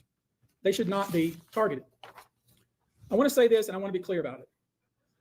Although we are vetting each call as stringently as we can, I always start with a mindset that I believe victims. I believe victims because I understand the tremendous courage it takes to step forward. So if you're watching this, please hear me. If you're out there and you have been victimized, you are not alone. There is a great strength in numbers. You can seek redress. You can obtain justice. We can help you, and we will help you. That being said, as stated, we are vetting every call that we receive. We've had to turn away some. For each, we ask for corroboration. For each, we ask for the identity of witnesses. We also have collected pictures, videos, texts.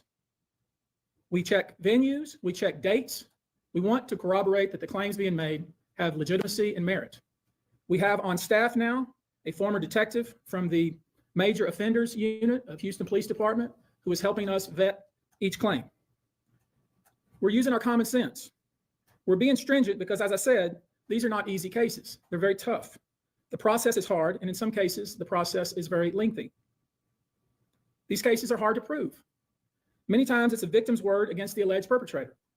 Each of these victims will no doubt be publicly attacked by the alleged perpetrators, and in some cases, the general public.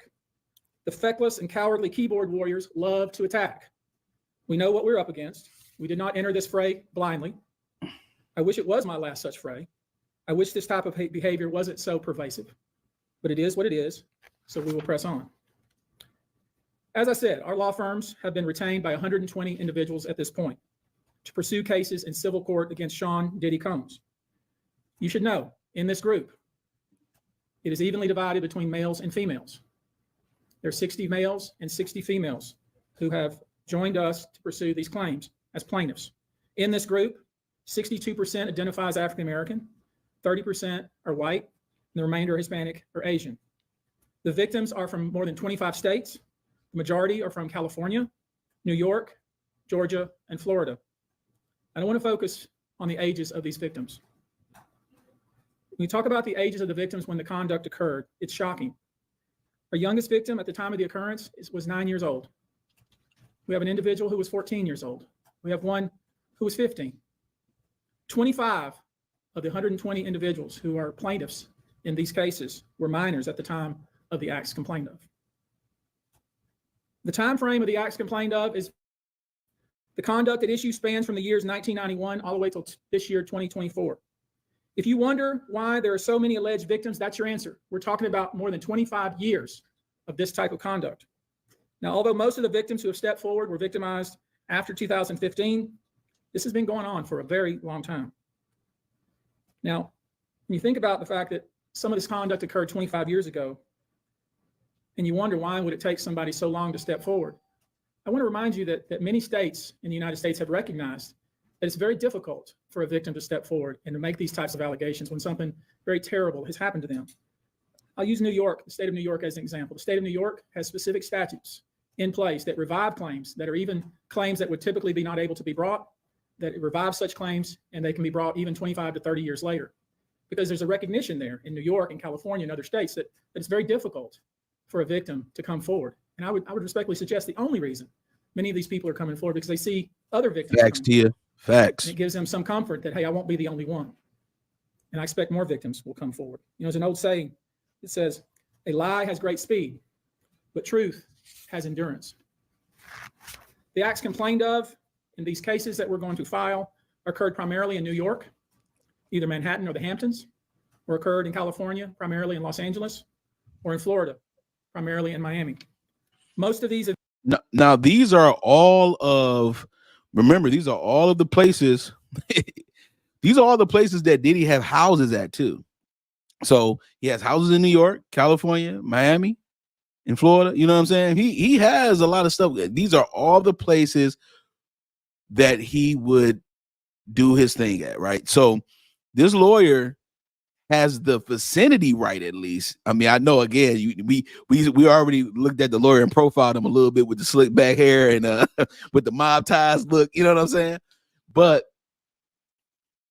you know, that's a lot of victims, right? And so again, when you have been through something, you're going to get a mixed crowd because of, well, how come it took so long, this and the other, right? And so I love this comment right here. I wanted to pause for this specifically. It says, I am a DV, MST, PTSD survivor. The hardest part is the initial confession. That is a fact. An initial confession. However, once you say something, you break the power your abuser had, and your healing and strength can begin. The first step is hard. That's what I'm saying. It's not going to be easy. Congratulations, Angie. Is that Angie Ange 927? That's what's up, Angie Ange. Everybody put Angie Ange in the chat. Put Angie in the chat, man. Okay. Put some more blue hearts in the chat as well. She said, Steph JK said, wow, I didn't expect the Diddy stream to turn into something so beautiful. Look at this community you've created here, Tibbet. I appreciate you. I appreciate you. We got Felicia Fee in the building saying, what up, though? All right. Oh, yeah, Jordy is right. They're coming for banks, hotels, pharmaceuticals. They're coming for everybody. They're coming for everybody, okay? They're coming for everybody. This stream was not, see, I know y'all saw the thumbnail and it's a little silly because I got baby oil in the back and all that. But I intended for this to be something that we all can glean to together, because not only have ladies endured this type of action, there are so many men who have endured it in silence. And by the time even men say something, we don't get believed either. We definitely don't get believed. You see what I'm saying? So it's more mutual than you think. I'm telling you, I promise you it is. Okay. And what we have to now do is, just like they're trying to reform everything else in the world, we got to reform our mindset. What are we going to pass down to? What if something happened to our children in their generation that's similar to this? What are we going to tell them? Hold it in?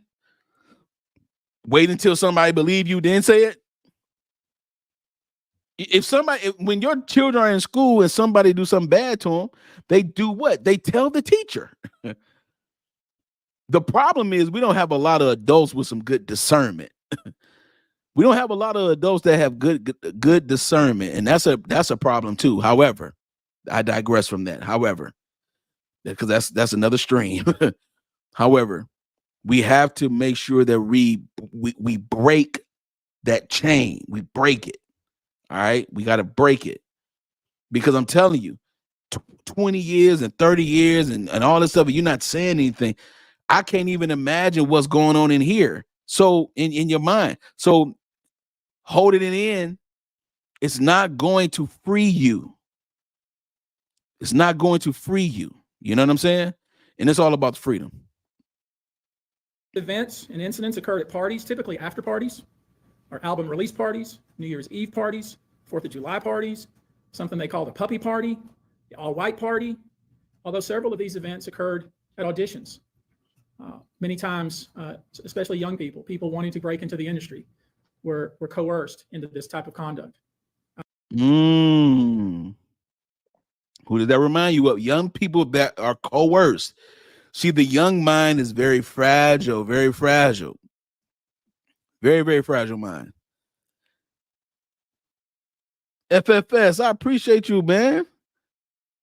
Shout out to FFS giving the $10 Cash App. I appreciate you so much. Thank you so much for your generosity. This is like the super chat king right here, man. Shout out to FFS. What if FFS saying? Said Tay Biz TV, I bet they gonna look into the attorneys who drafted the NDAs, any of his past attorneys, his accountants. That is a true. You know what? You just hit something that a lot of people never thought about. What about the people who drafted NDAs knowing that these were going to be some very salacious parties? Oh man, that's a great point. I did not think. Everybody put FFS in the chat. Put FFS in the chat with some blue hearts. FFS, excuse me, in the chat with blue hearts. Man, that's a great point. Because if the attorney drafted NDAs knowing that these freak offs were taking place, oh man. This is crazy, man. Shout out to FFS for real. Let's go. Great point. Let's go. In the promise of being made a star, or in the promise having Sean Combs listen to their tape or even let them read for Sean Combs. Yep. You should know that Some of this behavior occurred at well-known venues in New York City. Some of this behavior occurred at private residences of people that we all know. Some of this behavior occurred at hotels that we're all familiar with.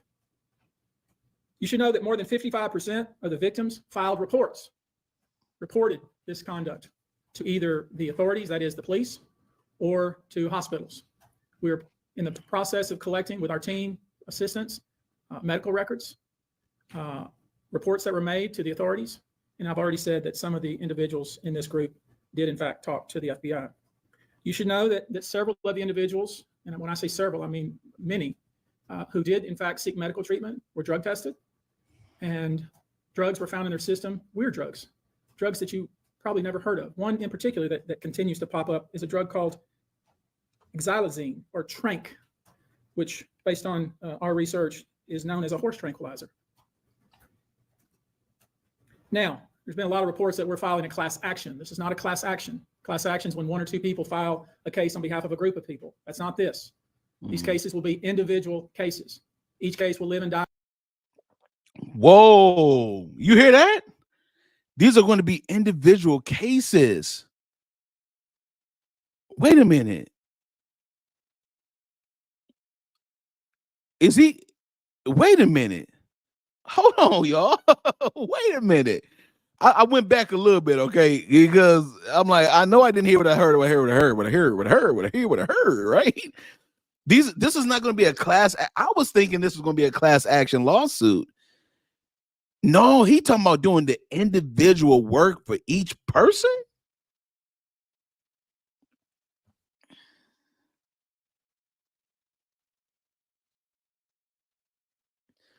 Yo, this is mad different. This is mad different. Have you ever heard of something like this? A class action, like for instance, like the NFL went through a class action lawsuit recently this year because of the price of the YouTube TV Sunday ticket. And it was on behalf of the customers. So someone created this lawsuit on behalf of all the subscribers and customers of YouTube TV for both residential and commercial properties. That's class action, right?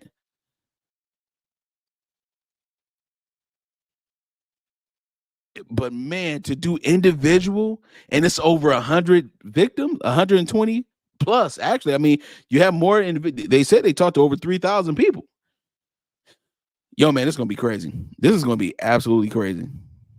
And when I say several, I mean many, who did in fact seek medical treatment were drug tested, and drugs were found in their system, weird drugs that you probably never heard of. One in particular that continues to pop up is a drug called xylazine or trank, which based on our research is known as a horse tranquilizer.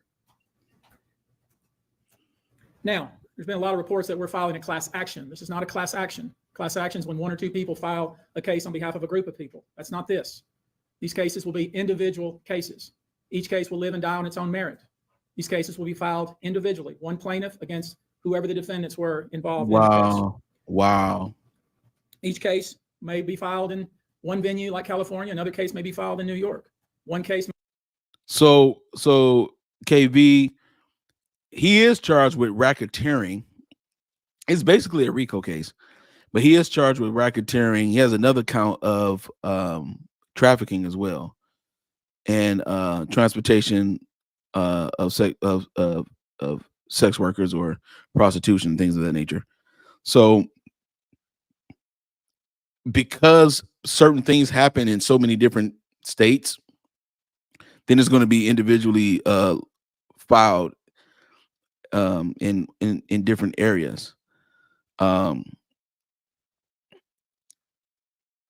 So Houston, so he's a lawyer, and he's licensed in Houston and New York. So he's going to be able to represent his clients that had issues in New York as well, to answer the latter part of your comment as well. So these are not cases are going to be in Houston, Texas, per se. But he is licensed to practice law in New York as well, which that's Diddy's residence, which is where he is right now in the Brooklyn correctional facility. So that's what's going to happen in that instance. May sue just Sean Combs, but good comment, people. though. One case Very may good sue comment. a range of people. I would expect most, though, to be filed, as I said, in New York and Los Angeles. Now, I know this. Many of you came here thinking or hoping or perhaps believing that I may start naming names. Well, that day will come, but it won't be today.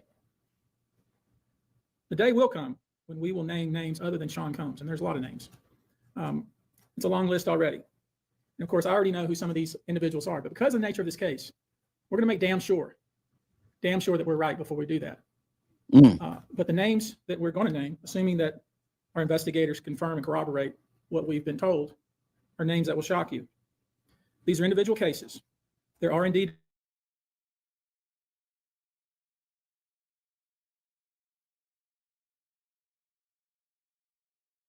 not just the cowardly but complicit bystanders. That is, those people that we know watched this behavior occur and did nothing. I'm talking about the people that participated, encouraged it, egged it on. They know who they are. I call them the facilitators of foul play, willing participants in vile conduct. As we identify them, each will be part of this case as defendants. These defendants will not only include individuals, but would also include corporate entities who ultimately profited off of this culture and behavior. I'm looking at banks, pharmaceutical companies, hotels. We know. Boy, FFS is a genius.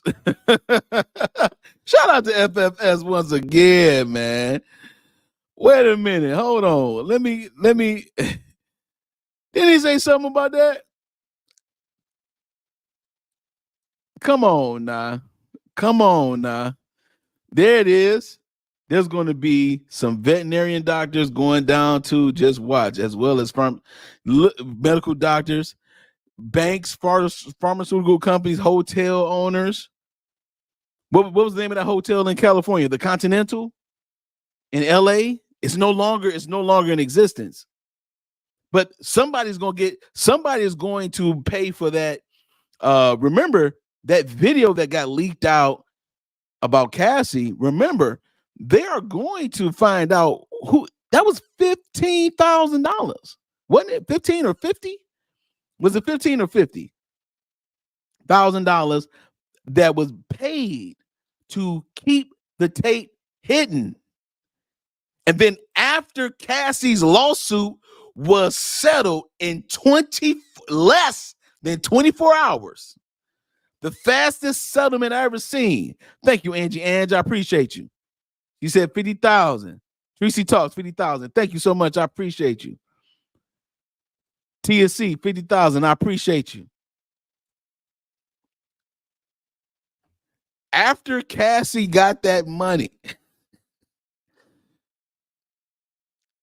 not too long after that, that's when the video came out. They renamed the hotel. They say they renamed. FFS said they renamed the hotel, right? Because it's not the Continental anymore, right? So, hey, Steph JK silly. Why are you picking his nose though? Every mobster that might be a signal. You know what I'm saying? If you're in the Italian mafia, that might be a signal, like somebody a snitch or somebody a rat. You know what I mean? You never know. You never ever know. You never know. So yeah, easy, right? That's crazy, right? So hey, we have a lot to think about with this. Now, let me ask you a question. Let me ask you all a question real quick before we continue. Do you think I know this may sound crazy, but this whole case is crazy anyway. So it might sound sane. Do you think that, of course, Cassie knows. She has to know who had this tape, right? Maybe. Let's say she knew. Let's say, for instance, she knew, okay? And she got all that money from Diddy in less than 24 hours. Hardwired that money, all right? to keep her hush. Do you think she made a phone call and said, hey, remember me back in 2016? Matter of fact, it was March, wasn't it? Was it March? Yeah. Well, we was at your home, all that stuff. Yeah. You still got that tape? You mind if I borrow it for like 100,000?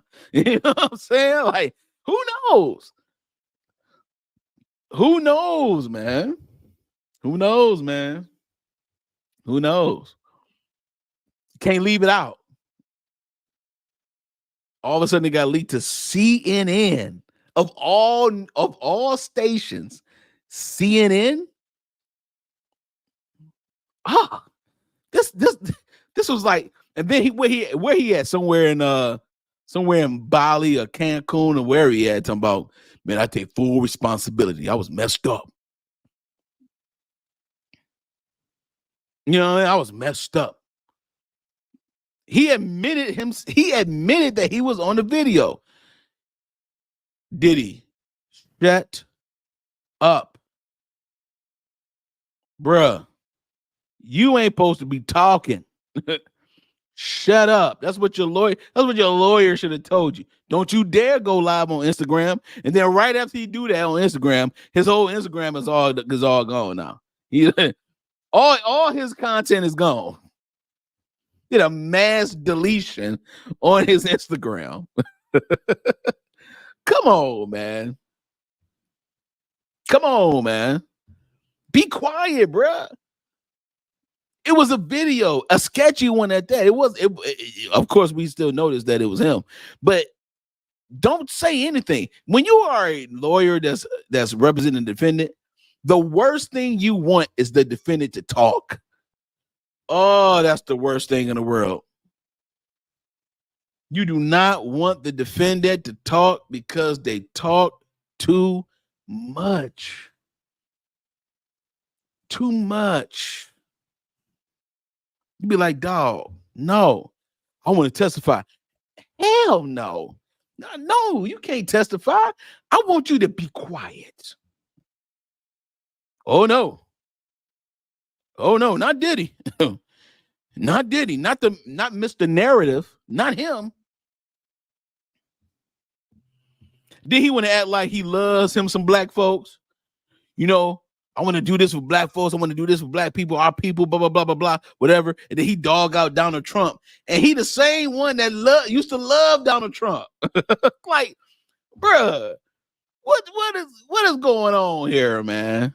We done seen you with a lot of photos with Donald Trump, bro. Come on. Donald Trump and Epstein in one photo with Diddy. We done seen it all, man. Dog, I'm telling you. Just hush your mouth. If don't you say nothing, be quiet. As soon as my defendant want to talk, I'm withdrawing myself. That's how serious I am about that. I'm withdrawing myself. I will make a motion to withdraw myself from my client because now I can no longer protect him because they want to talk. You're not getting my representation. No, sir, Bob. If you put me on retainer, then that means I'm going to do my job. Don't talk. Oh, but not Diddy. See, money makes you more of who you are. Everybody like, man, Diddy got all this money. Now he acting crazy. No. Money make you more who you are. If you are a generous person and you have money, you will do generous things with money. You will. It makes you more who you are. If your love is in money, everything you do is going to be for money.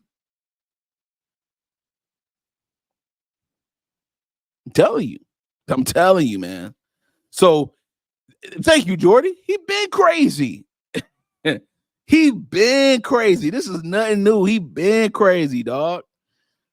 But I'm telling you, man.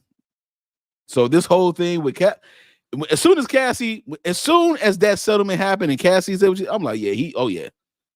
When Cassie rolled out the red carpet on that lawsuit, and I read that lawsuit, I was like, oh, that's 100% facts. That's 100% facts.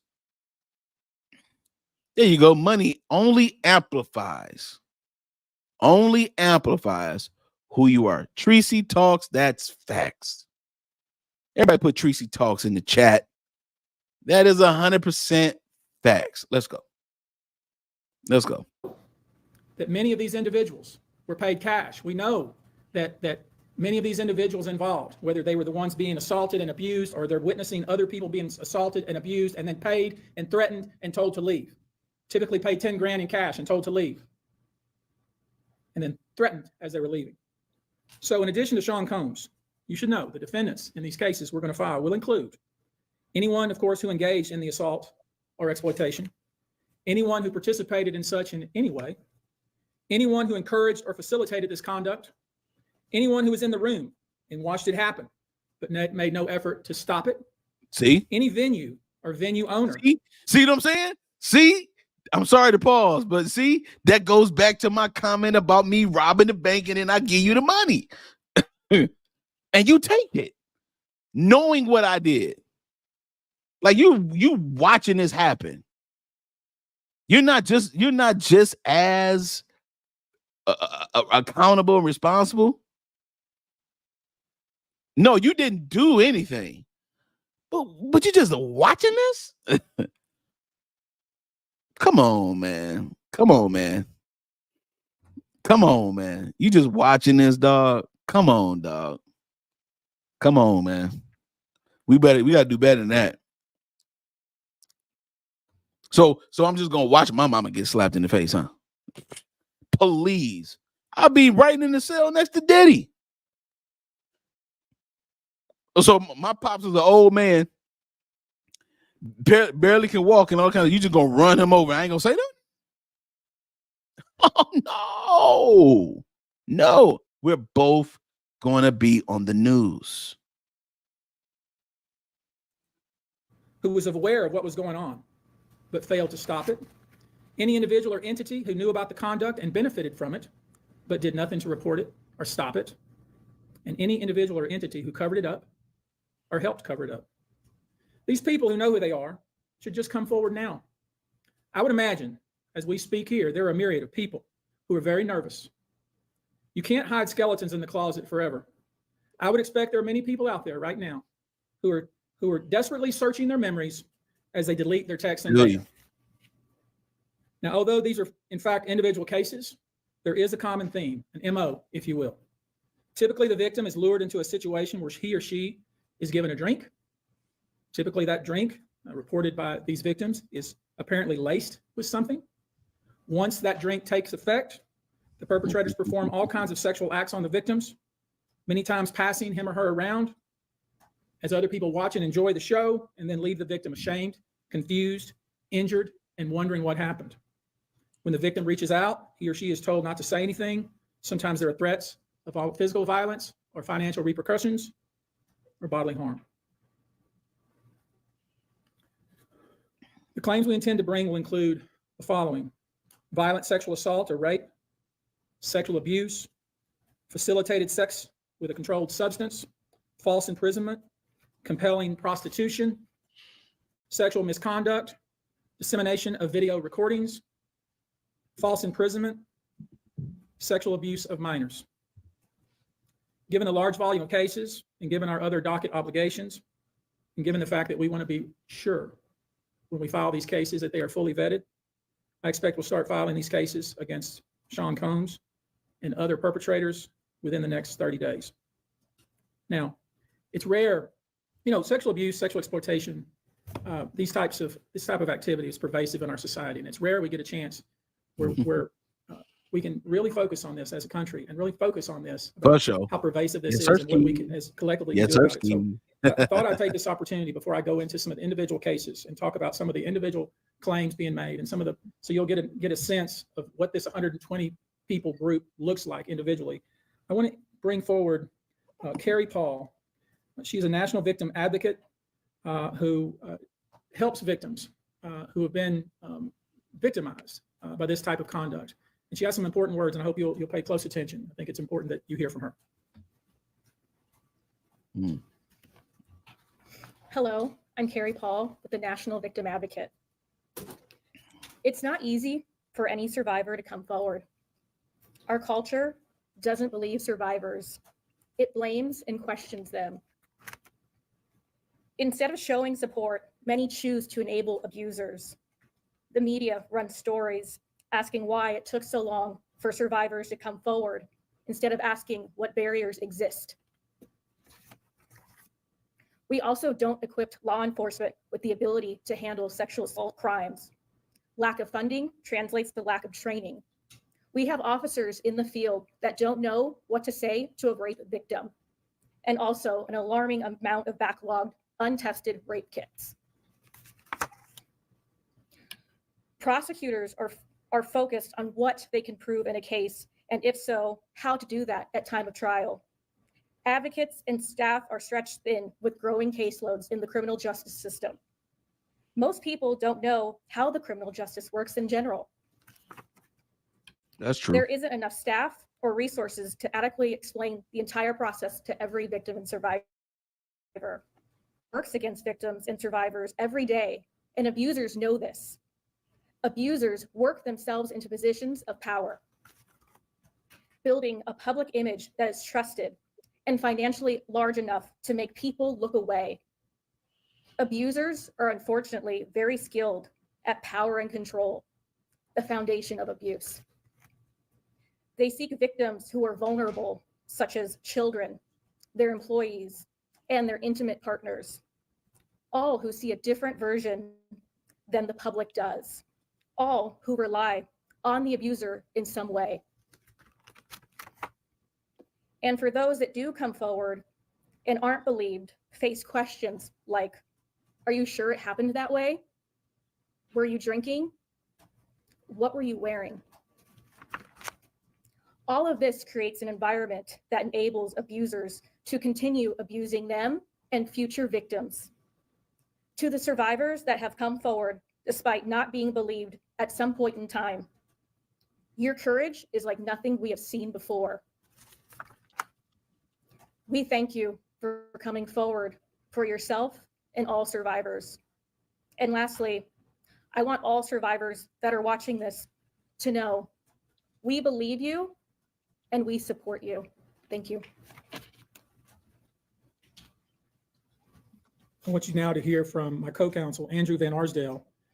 We've created a sexual abuse hotline, and I want him to visit with us just a few moments about how that works and the kind of volume of calls we've received.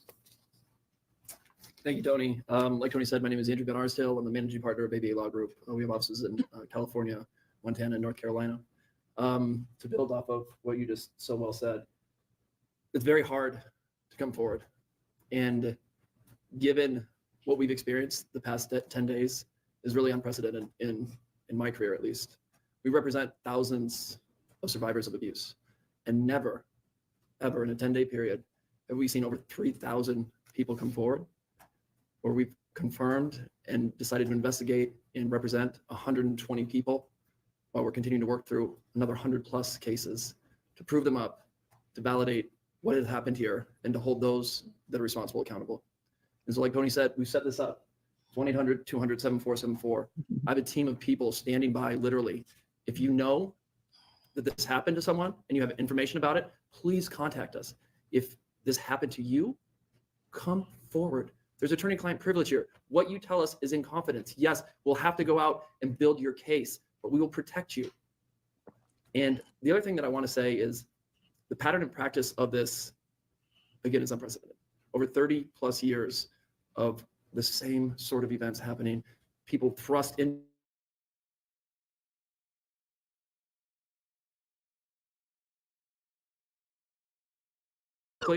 That because the federal government did what it needed to do and indicted this man, that they put him in jail and a judge kept him in jail. They tell me directly, this validates my feelings. For so long, I thought it was my fault. What is it about me that put myself in that scenario? What was I wearing at the time? What did I do to be subjected to such horrific treatment at these people that I was trying to trust? Well, we know now it was not your fault. You were victimized by a group of powerful people that operated for 30 plus years, taking advantage of their wealth and the power that they held within the music industry. So again, thank you to every single person that has come forward and contacted our office over the past 10 days. If you or someone you know suffered the same sort of treatment, please contact us at the number behind me and we will help you. Thank you. That's amazing that that number is specifically for Sean Combs, specifically for Sean Combs. That's amazing to me, man. I've never seen nothing like this, honestly. I've never seen nothing like this. That is wild, man. So wild.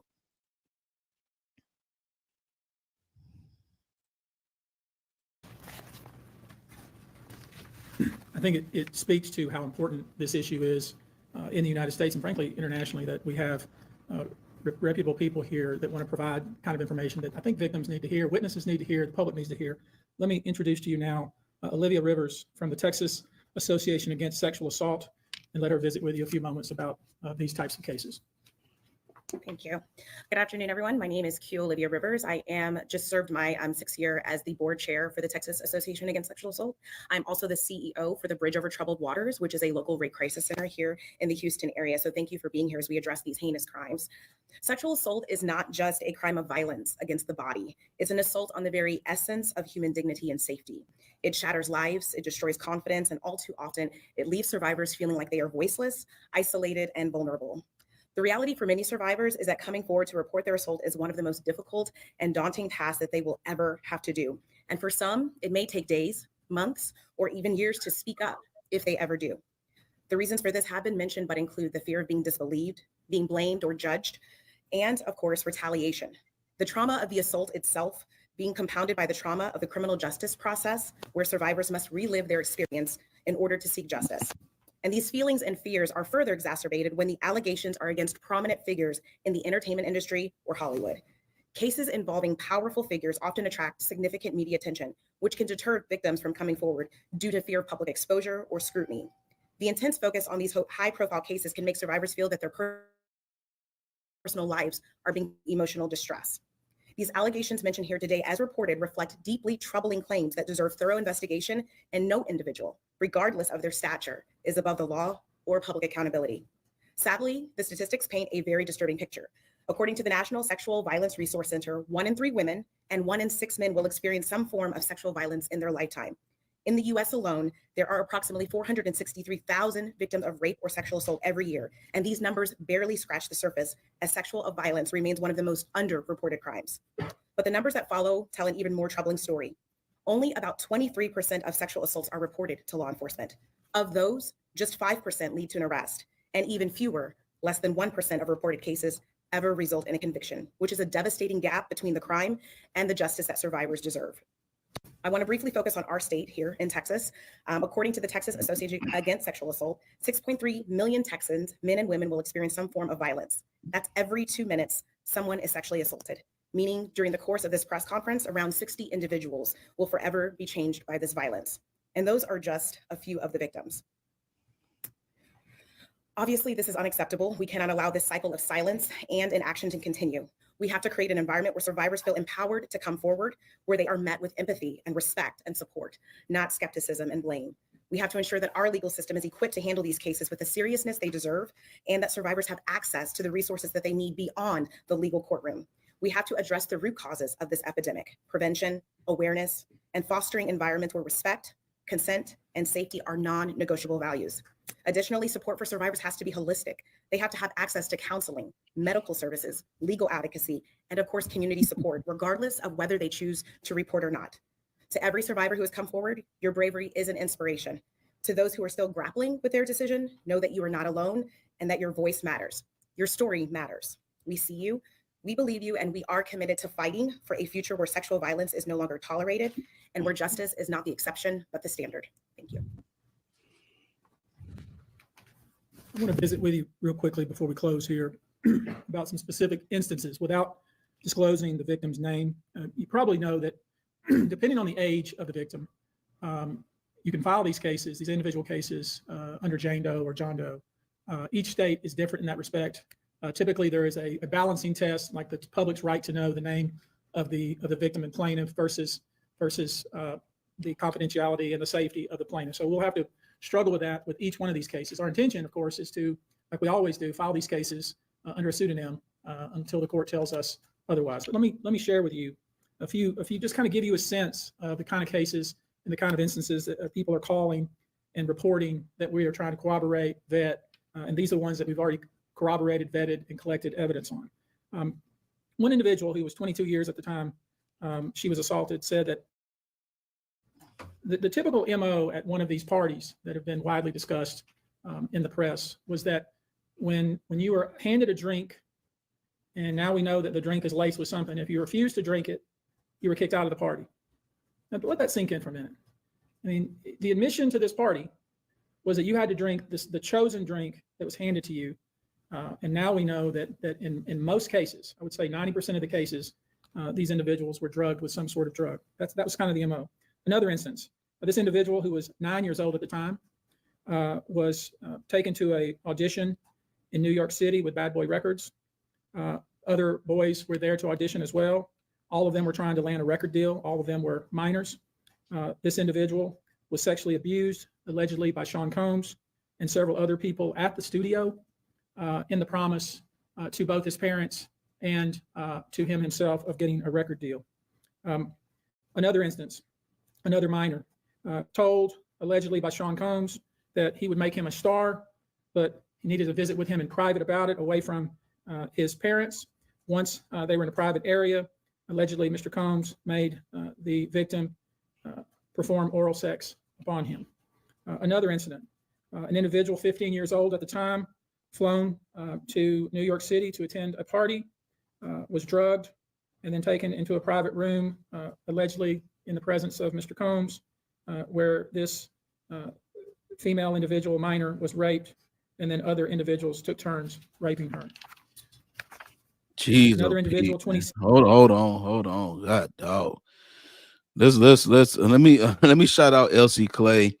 Thank you so much for the $10 PayPal. I appreciate you so much for being so generous to be able to give to me. I thank you so much for the support. This is very, very hard to. I'm glad I have trigger warning on this banner at the bottom at this ticker, because this is very, very, very, very hard to listen to.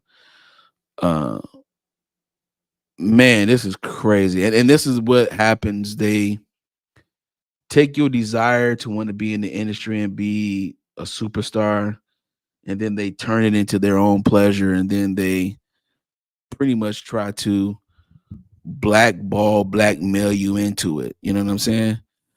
Okay, I'm sorry. My bad. I'm sorry, TSC. My bad. I'm sorry. I'm sorry. It comes up with the government. I'm sorry. It came up with. I'm sorry. I was all into the. I'm sorry.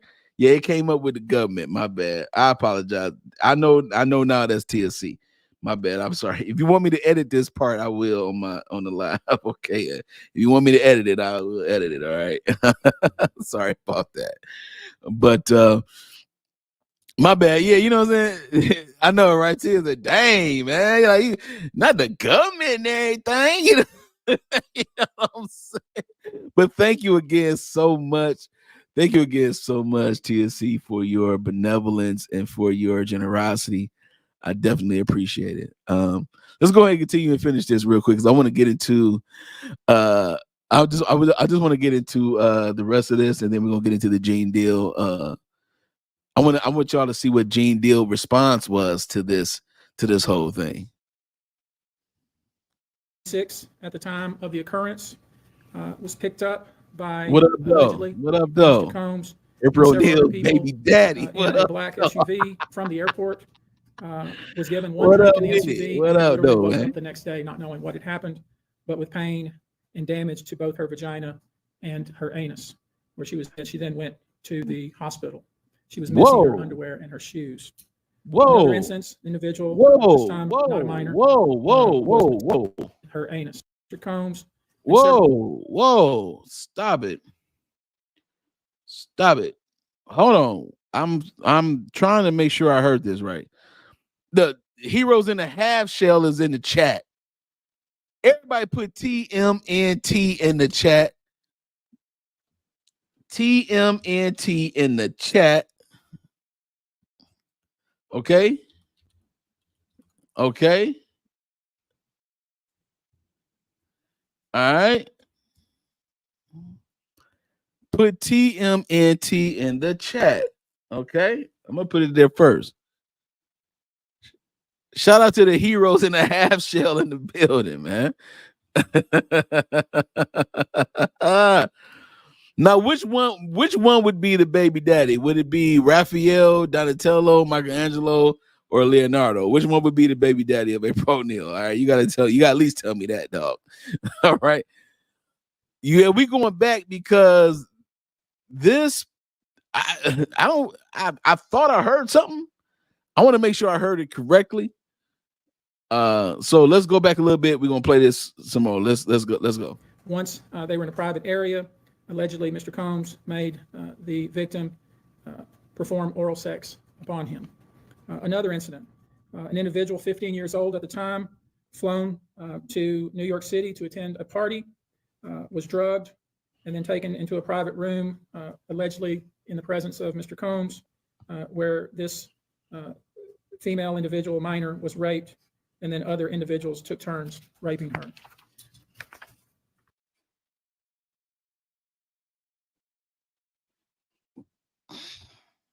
Another individual, 26 at the time of the occurrence, was picked up by allegedly by Mr. Combs and several other people in a black SUV from the airport, was given one drink in the SUV, and then literally woke up the next day not knowing what had happened, but with pain and damage to both her vagina and her anus, where she then went to the hospital.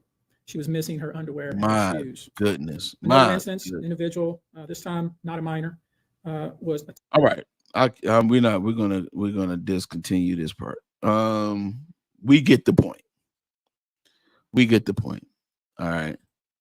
So I want to talk about Gene Deal real quick. Yeah, this is just absolutely disgusting. That was just absolutely disgusting, man. Absolutely disgusting.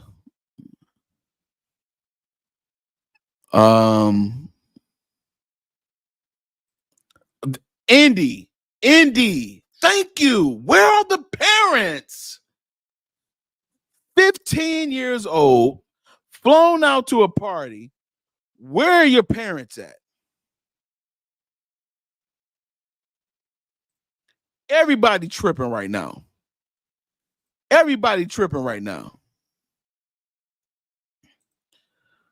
Where are the parents?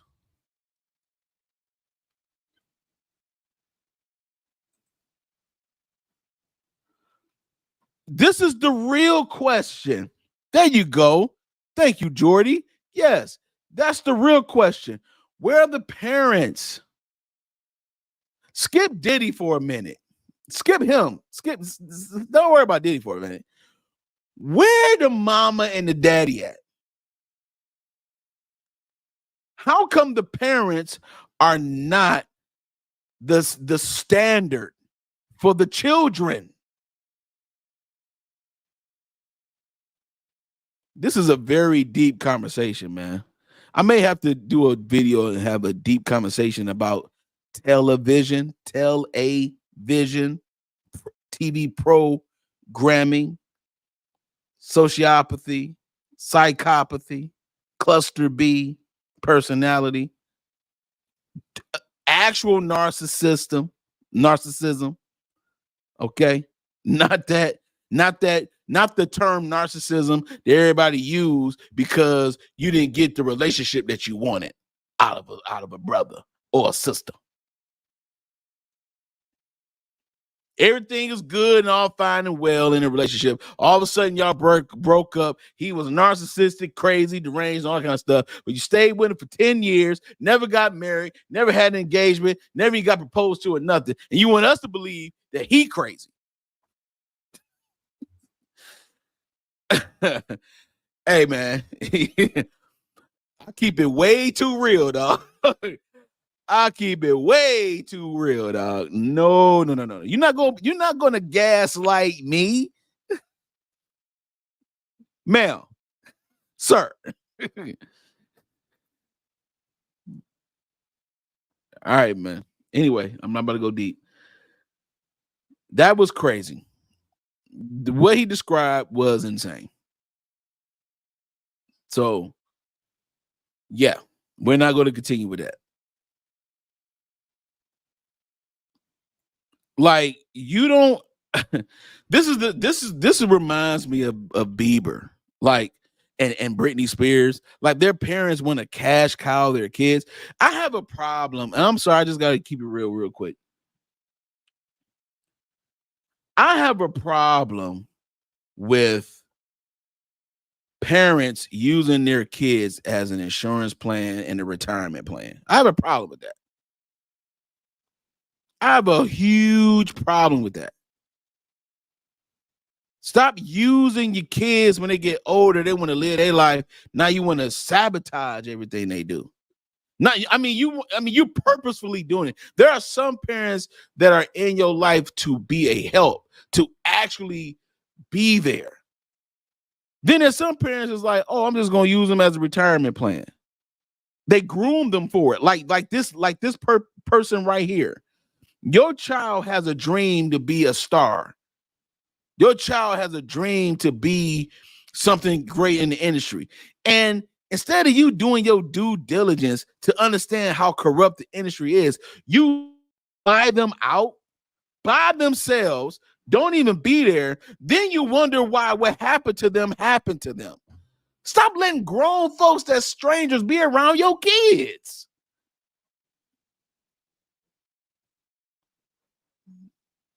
This is absolutely insane. This is absolutely insane.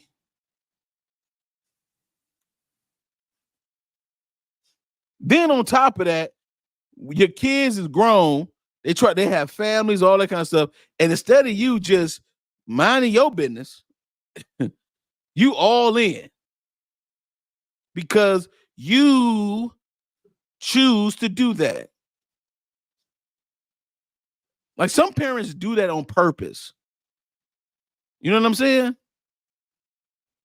Oh man, I can't wait till my kids get old so they can take care of me and do for me. And it's like, no, that ain't how that work, man. That ain't how that work. No, especially if you ain't sick. You ain't sick either. Come on now. No, that ain't. Now, I can understand circumstance for sure. I understand circumstance, but ain't no way in the world you have a mentality of, man, my kids got a gift. They got a gift to sing. They got a gift to do this or do that. Now I'm going to monetize their gift.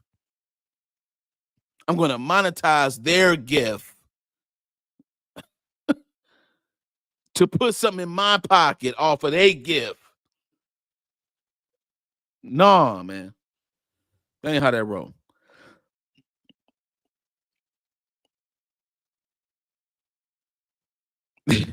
Jordy said, I really be questioning why some people be having kids, but let me not get on my soapbox. I feel you, man.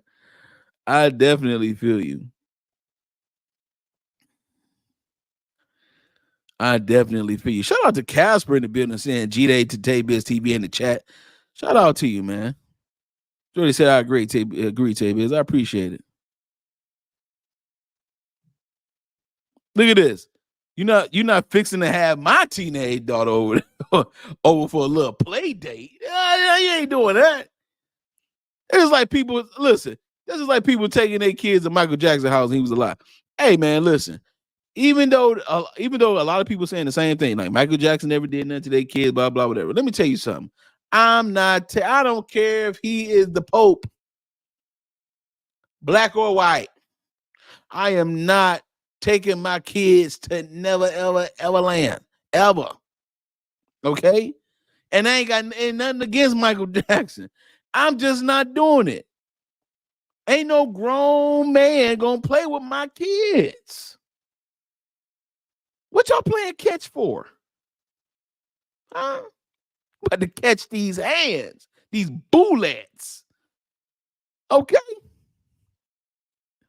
Steph JK said, I'm telling you right now, J-Lo and Jay-Z got demonetized.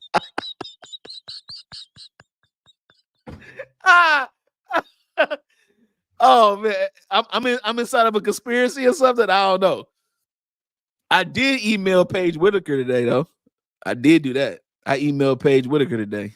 I sure did. Oh, we don't hear. I can't hear a detective, Sergeant Gaither, say anything under her breath. I sent her a whole video of Gaither mumbling under her breath next to the jury while the defense was in cross. I sure did. I'm out here now. Apparently, I'm causing some ruckus on a small scale for some reason. I'm causing some ruckus. One video got my whole channel. You know what I'm saying? Like, dang, dog. Dang. Man, it's been mad nasty lately, man. It's been mad nasty lately. Oh, yeah, I definitely told Paige Whitaker. I sent her a link and I sent her a video. Detective Gaither or Sergeant Gaither, retired Sergeant Gaither, mumbling under her breath, man, this dude horrible. Man, it's horrible. Oh my God, this dude, all that kind of stuff next to the jury.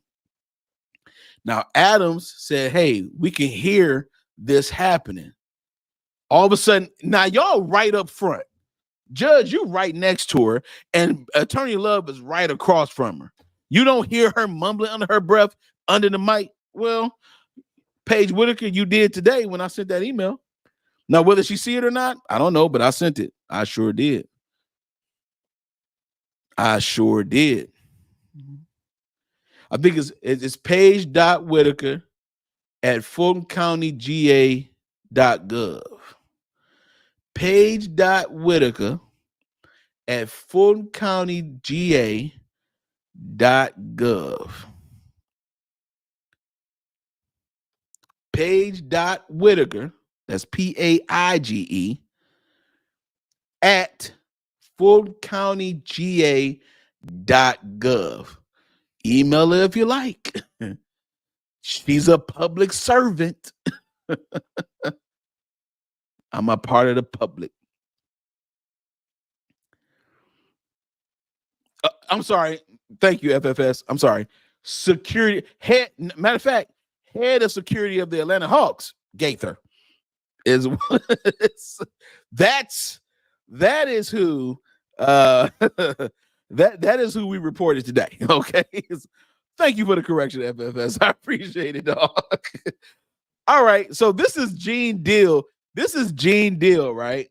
This is his response to the accusation or the allegations. Remember, this is still all alleged.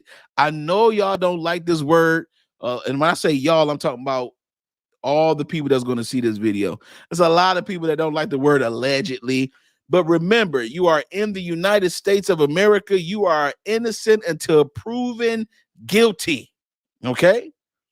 So we got to say allegedly. Shout out to D Pill in the building.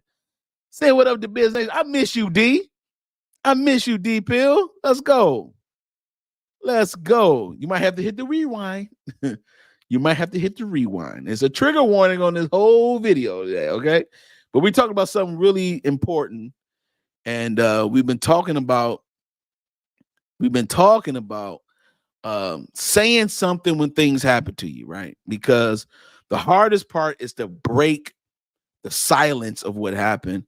But it needs to be said, and we all have concurred that both men and women have dealt with this in a way that has been so detrimental to us. And now it's time for us to break the cycle of wondering if people gonna believe us or not and all that kind of stuff. It's time for us to ensure and make sure that we actually say something when things happen to us because it's important. It's very, very important. All right. Mall cop Gaither. Who else is she? Whatever. What other name? And Kissy Pink said that's her stuff, JK. Top flight security of the Hawks, Craig.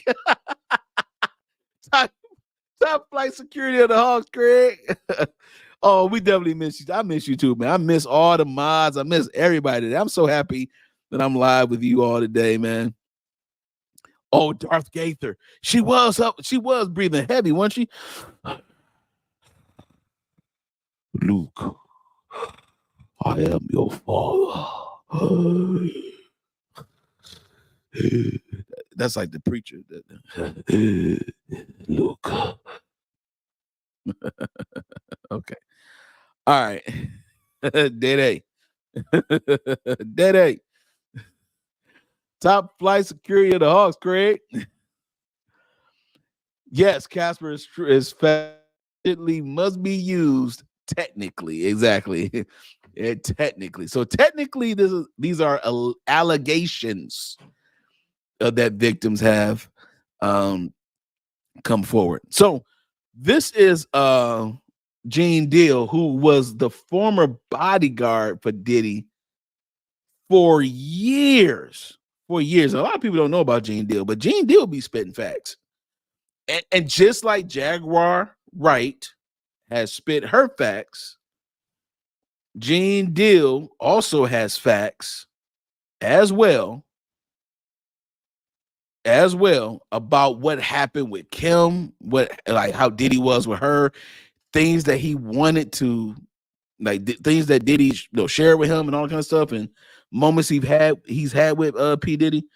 So this is going to be a video where we're going to see how he responded to the video, and he was very, very close to Diddy for a long time.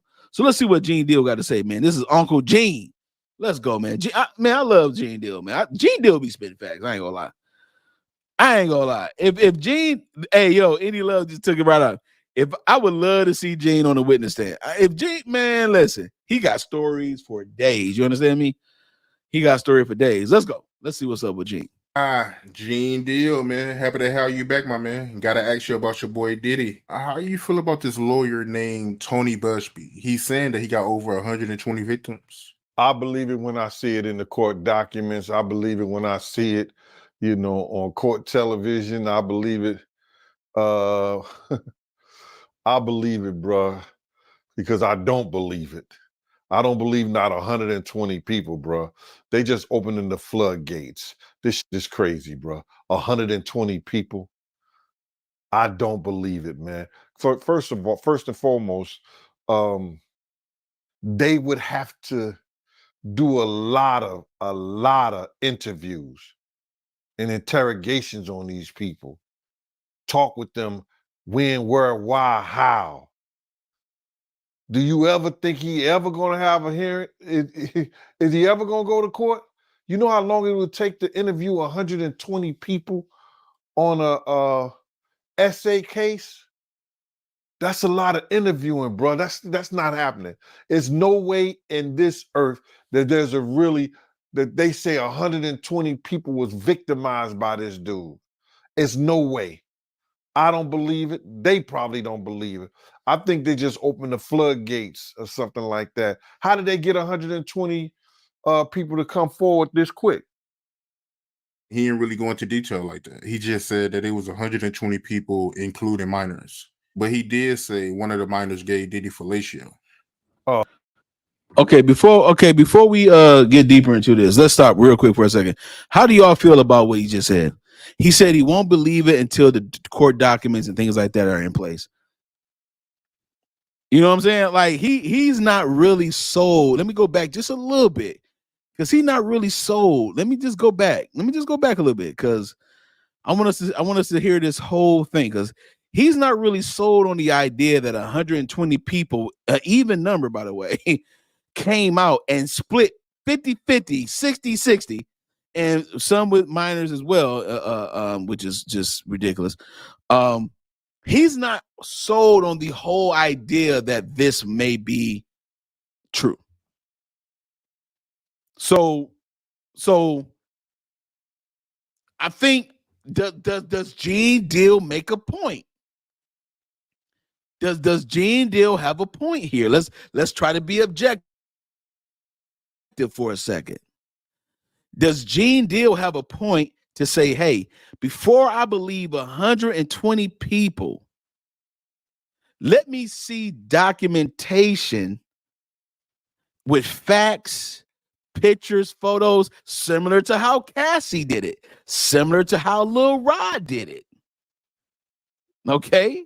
Let me see some actual facts, data on this whole thing. Does he make a point? That's my question. Does Gene Deal have a point? That's all I want. That's all I want to know. That's all I want to know. And I'm going to look at the comments, and I'm going to put the comments up on the screen, but I want to know, does he have a point? I want you to think objectively. Does he have a point? Does this seem too much to be true, or do you think this is more realistic than we're giving it credit? Let's go. That he got over 120 victims. I believe it when I see it in the court documents. I believe it when I see it, on court television. I believe it. I believe it, bruh, because I don't believe it. I don't believe not 120 people, bruh. They just opening the floodgates. This is crazy, bruh. 120 people. I don't believe it, man. So first and foremost, they would have to do a lot of interviews and interrogations on these people. Talk with them when, where, why, how. That's a good point, April O'Neil. Do you ever think he ever going to have a hearing? Is he ever going to go to court? You know how long it would take to interview 120 people on a essay case? That's a lot of interviewing, bro. That's not happening. There's no way in this earth that that they say 120 people was victimized by this dude. It's no way. I don't believe it. They probably don't believe it. I think they just opened the floodgates or something like that. How did they get 120 people to come forward this quick? He didn't really go into detail like that. He just said that it was 120 people, including minors. But he did say one of the minors gave Diddy fellatio. Oh my God. Man, listen here. And he trying to get bail, he trying to come home. Nah. If any of that is halfway true, bro, I don't know what the hell to think. All I know is that it's no way in hell that they got 120 some people ready to come to court and sue them. Listen, what they gonna do? Okay, hold on, y'all. Hold on one second. This is a good point right here. Steph JK, thank you. Remember, we saw another law firm, AVA Law Group. AVA Law Group. Okay. AVA Law Group. Remember, all right. So this is a good point. There are two law firms with multiple lawyers working on this case. It's not just Buzbee by himself. So we got to factor that in. So when you have a law firm that's on a specific case, but they're all operating the case upon different individuals, upon the same theory of the case or the same essence of the case, the same subject matter of the case, then that's when you can say, okay, this law firm is representing 120 people because we got 100 and some odd lawyers under this law firm. And we all working together on this thing. That is very possible. But however, again, that's a lot of manpower, dog. That's a lot of manpower to try to say 120 people are the ones that are coming forward. Now, remember, they said they talked to over 3,000 individuals, but only 120 of them came forward to actually file a lawsuit. Okay. So, you know what I mean? Look, FFS broke it down with the math. 120 victims for 30 years. That's 4 victims a year. 4 victims a year. That might be more realistic. Now we cooking with some oil. You feel me? So, but I like what April O'Neil's baby daddy said. That's a funny name. I love it. I love the photo and everything about this. I just think he's saying it's too many too fast, and that's exactly what he said. That's exactly what Gene just said. It's just a lot going on at one time, man. It's a flood. They're opening up the floodgates, is what he said. That's just a lot going on too fast. So I think that's basically what he's saying as well. I agree with this comment right here. I'm not going to say he's saying, you know what, I don't believe none of them. He's saying I believe it when I see some documentation. He's not dismissing the entire idea of them coming forward. However, it's a lot going on too fast. So that's something to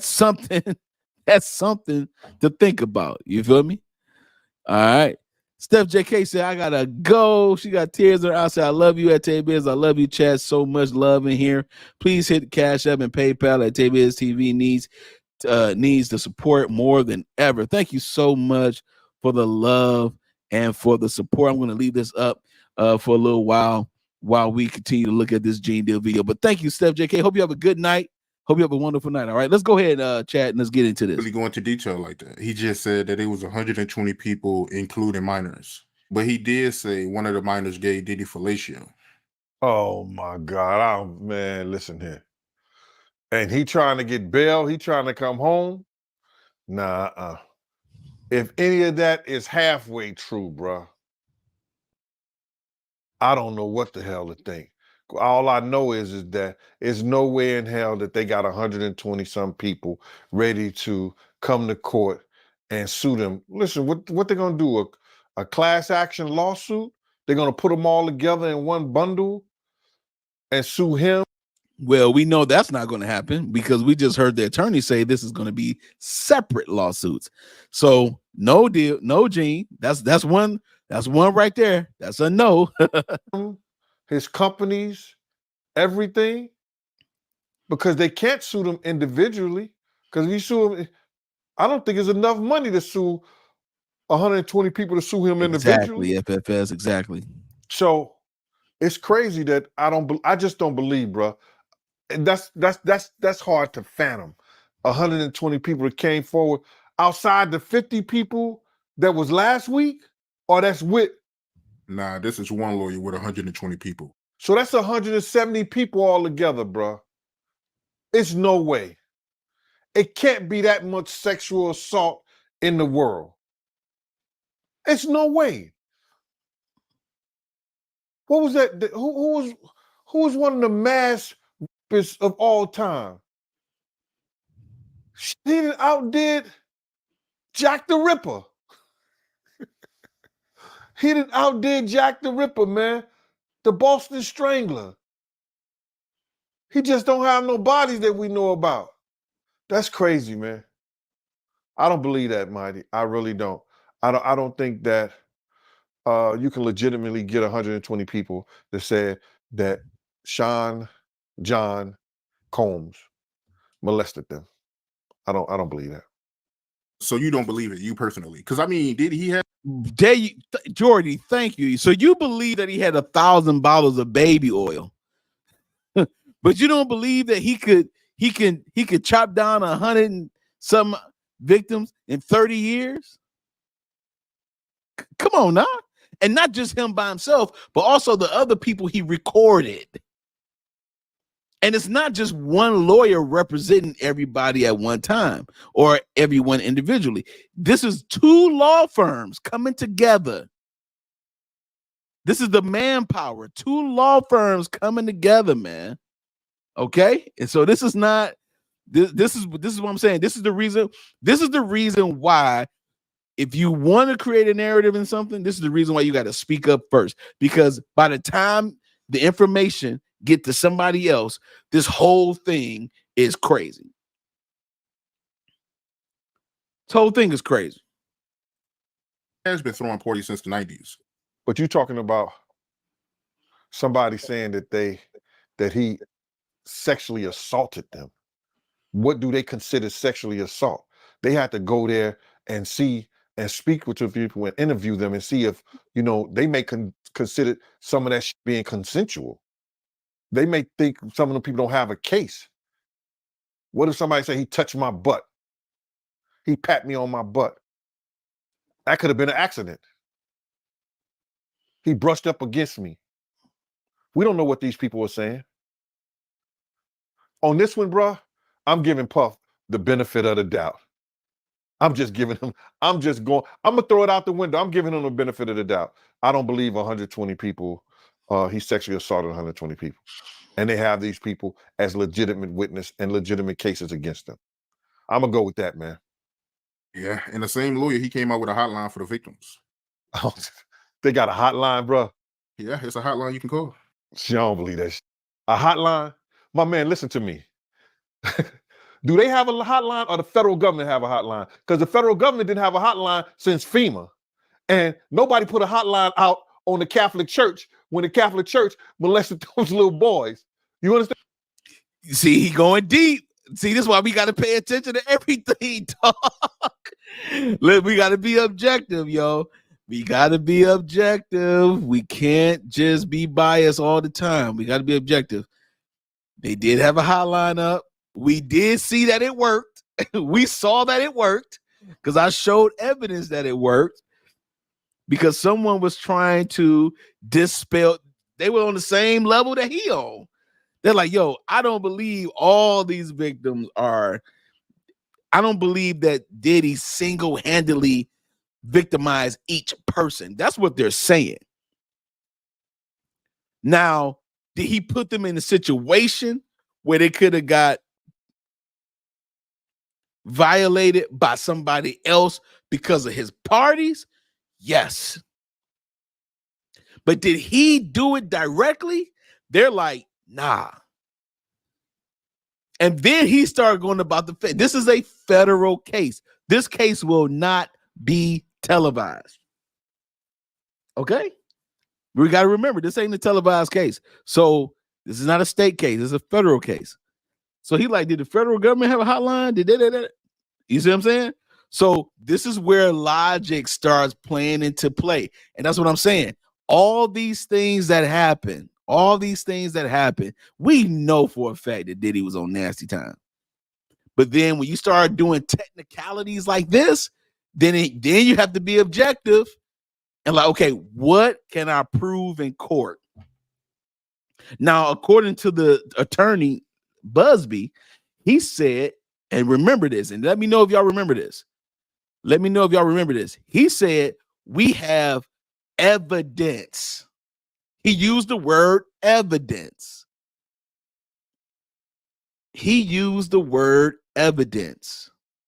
Okay, so we gonna see if you got evidence, bro. All right, let's go, Gene. You know what I'm saying? Nobody put a hotline on a WWF when they was Vince McMahon and them was doing their thing to their co-workers and everything like that. They got a hotline on Diddy, man. Yeah, it's a number out there. We can call it right now. I think I seen it on 50 page. You got your phone on you? We can call it right now. Man, I keep my phone on me. You don't go. That's like American Express. You don't leave home without your phone. What's the number, man? 1-800. They doing it right now. 200 7474. Wow. How you get this number, bro? No, it's online.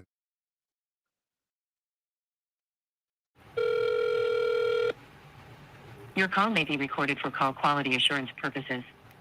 Thank you for calling the Sean P. Diddy Abuse Helpline. This call is being recorded. Whoa, dog. Yo. Hey, yo. Hey, yo, dog. Oh, man. He dialed the number and everything. Now, the microphone, you see the microphone lapel is right up to his neck. So it's definitely going to pick up on it. Check this out, y'all. What? Oh, my goodness. How you get this number, bro? No, it's online.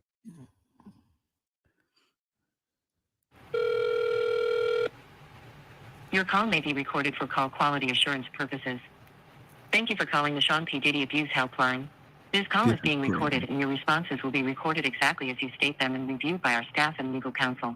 The information you provide is very important should you have a case. You may be asked to verify your responses by affidavit, so your complete honesty is crucial.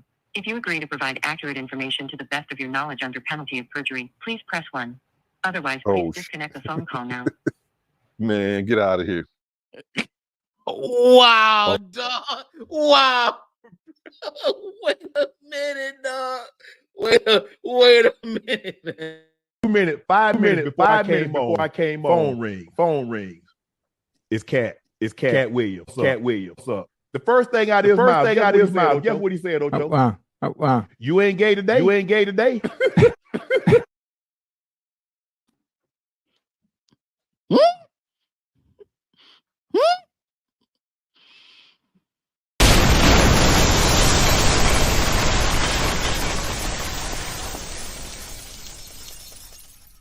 What in the world, dog? What they called the number. We actually heard automated voice on this number. Perjury. Please press 1. Otherwise, please disconnect the phone call now. Man, get out of here. They ain't playing. My man, they didn't have a hotline for the priests, bro. That's crazy. But did they? Oh my God! A hotline. No wonder they got 120 people. You got to believe some of that shit is bogus, man. If they got a hotline, you know some of that shit is bogus. Yo, let me just tell you something, man. It's a lot of these girls, and now we know that it's men too, has been sexually assaulted by people in the music industry, in the movie industry, sports, just plain old life, bro. You understand? And the police wouldn't charge or take the case in some of them. I know some individuals that they may have gotten drunk or something like that, and something like that happened, and the police wouldn't even take the case, which is crazy. You got stuff that happened to girls. I have girls calling me all the time saying certain of your favorite rappers have sexually assaulted them. Mom, what? They want to come on the show and do a tell-all. I say, Mom, my show ain't for that. I'm sorry. But if you need assistance, you need to go to the police and tell the police your story. I told them my story.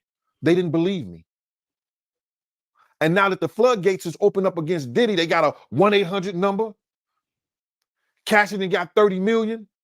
Yo, people trying to get rich and get theirs, I guess. That's what it looked like to me. I don't believe 120 and plus 50 on top of that. That's 170 already. So what do you think Diddy should do? You got all these people coming at you. They got a hotline for your victims. I believe that old boy Diddy, he should pray that they offer him a plea agreement. And the only reason they Man, let me tell you something about a plea agreement. Let me tell you something. He better come up with a name of all names to get a good plea deal. And the only good plea deal for this level is absolute immunity. We talking 11th Amendment like the prosecutors got. Absolute immunity. The only way that Diddy will get absolute, he got to say a name that will stir up the political sector of our country.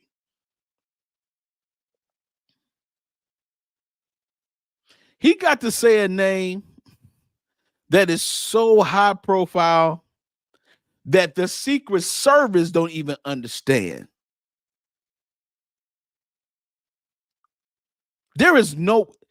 He got to give up some names. The names, shout out to TLA, the names must be named, dog. There is no other way. Even if he say, you know what?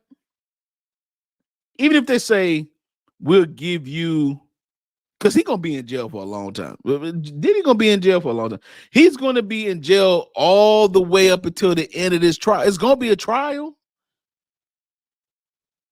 It's going to be a trial. We're going to fight. We're going to fight. We're going to fight. It's going to be a trial, y'all. If you cooperate and give up names, it got to be a name that's so crazy, that's so high on a scale that's way above the knowledge of anyone. It got to be a president, an ex-president or something. It got to be something of that nature in order for him to get a plea deal of absolute immunity. Because he high profile enough. That's like Frank Lucas. Remember Frank Lucas just started telling on the police? He was like, oh, I got people I can snitch on, but I'm going to snitch on the police. Because it was all about cracking down the police department in Harlem, New York. Yo, he got to do something on that level. Because ain't nowhere in the world he going to get immunity or nothing like this unless it's above, the name is above the names that would be regular names, dog. I'm telling you. Ain't no way. And he got videotapes. People talking about they done seen, man, it done surfaced that Jakes was there, TD Jakes was there. It done surfaced that Kevin Hart done did some stuff and his wife has seen some stuff. It's a lot of stuff that's being rumored, allegedly. Let me clear it up because I'm already demonetized. Allegedly. I'm telling you, man. I'm telling you. This right here is crazy. This right here is crazy, man. Now, if you get 120 people, they're going to have 120 different stories, right? 120 different experiences. And then you're on the other end, you're saying, you probably don't even remember who they are. That's how gone you was. So we can't just push past that and say, oh, I just ain't gonna believe it because this is just this, that, and the feds didn't do this to that. No, you gotta name the names, dog. You gotta name the names, dog. And if you Diddy, the problem is with Diddy, he has video footage. He said he's been taking video footage for 30 years. 30 years he's been taking this footage. You think he don't have video footage of some prominent people who have served in prominent positions over some prominent years? Oh, my friends, Biz Nation, let me tell you something. Don't believe the hype. Don't believe the hype. You feel me? It's deeper than what we may think. It's deeper than what we may think. All right, let's finish out this video, man. We're going to close it in a minute. Let's finish out this video.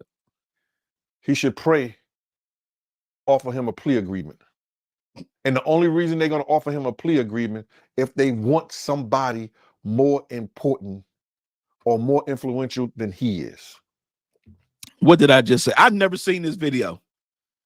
What did I just say? I have never seen this video. I did not see this whole video. I did not. I came across the video. I saw it had some information. I was like, you know what? I would love to listen to the rest of it with my Biz Nation people. I've never heard it alone. He just said exactly what I just said. Exactly what I just said. That's the only way they're going to offer him something. Or he could tell them a story about somebody that could be proven that's way more important than he is, that can bring them down if the feds want him. This is the feds' ball game. Shout out to Gene Deal. That is the end of that video. Listen. Yo, Almost 3 hours of this, y'all. I'm telling you, this is absolutely insane. So what are we thinking right here, right? So we're looking at this particular situation where this lawyer has another law firm, ABA Law Group, coming together to represent individually 120 victims, alleged victims that are coming forth. And right now, what Gene Deal said, I'm gonna take this one portion he said about the plea deal. That's the only thing that makes sense. You best believe that they want Diddy to talk. I mean, you already have video evidence of a lot of things, man. Remember, they confiscated his entire IT data room. And they've been looking at things for a long time. And then all of a sudden, weeks later, weeks ago, he's arrested. So this situation is going to get deeper and deeper and deeper. And it's similar to, like, see, it's not going to be this trial is not going to happen fast. You think the YSL trial is long. This is going to be a very long, extensive trial, I think. It's too much valuable information that he has and has recorded to make it what it is, man. So, but man, I appreciate y'all, man, for rocking with your boy. Yo, let me know what y'all think real quick before I go. You know what I'm saying? Well, I already know what you think, Jordy. He said we think in jail. Oh, for sure. He's already in there. He's already in there. You know what I'm saying? Accusations are going back into 1990 thus far, allegedly. Exactly. Yes. Back in, like, this is after Biggie died, where Diddy started really popping. Remember, he did Every Breath You Take, Every Breath You Make with Sting. That's when he started popping. That's when it started going, like, the trajectory was this way. And that's the thing. It's like, yo, when that happened with Biggie, it just went in that area. And then remember, even after Tupac, going back to Cali, like, even Bad Boy started standing up even more. And all of a sudden now it's just Diddy, man. Diddy got Mace. He did that. Sean John clothing, the whole nine, bro. The whole nine. So it's a lot. It's a lot. And ever since then, yeah. And he been talking about it since the late 90s, early 2000s. Like, man, I just want to throw my parties. I just want to do this for my parties, man. They're gonna do this. They might even arrest me for my parties and blah, blah, blah, blah, blah. And all this kind of stuff. It's like, bruh, like, bruh, your parties is wild, dog. Remember, he had so many different issues. He had that stampede that happened where 9 people were died. He had the issue with the club shooting in New York with J-Lo. Shine took the hit for 9 years. Now Shine is a political figure in Belize. He's a head of the Congress in Belize, I think, for the Democratic Party. Okay. You've had situations with Ashton Kutcher. You've had situations with Usher. You've had situations with Bieber. You had situations with Meek Mill. You got all kind of stuff going on, man. So at the end of the day, this is all on him. All on him. And so this type of situation where you see a law firm who they're going to individually represent 120 people, it's just absolutely insane. Absolutely ruined by Diddy. Yes, Casper, absolutely ruined by Diddy. As a matter of fact, in the video that got my channel demonetized, I actually showcased an interview that Shine did where he admits that it makes that he ruined his life, and that it's now coming back up because of this case, and now he's revisiting the very trauma that he experienced years back.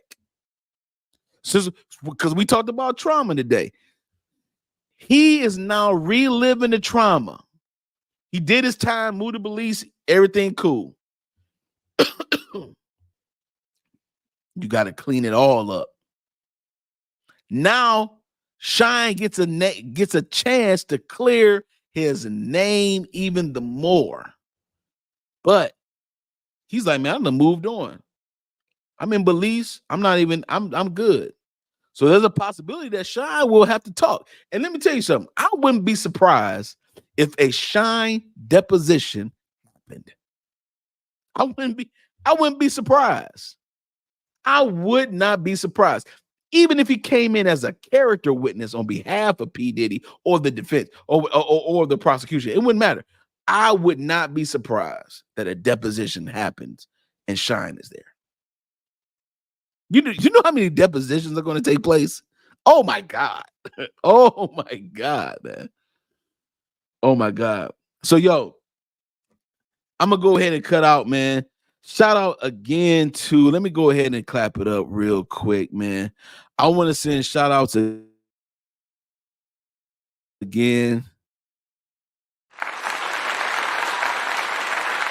to FFS, man. Shout outs to Indie Love 2008. I appreciate you, my baby. Shout out to TSC for the PayPal. I appreciate you so much. Thank you all so much for your generosity. Once again, yes, my channel has been demonetized.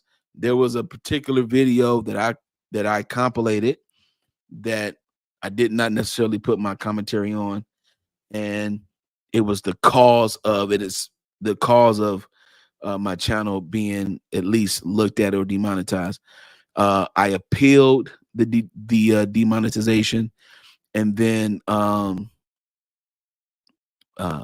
whatever my video that I sent to YouTube, they said it wasn't enough information for how I edit and film and get content and all this kind of stuff. And I showed them, I showed them emails, I showed them feedback that you all give me. I showed them, where I edit. I did not show them how I edit necessarily, but I think that's what they were looking for.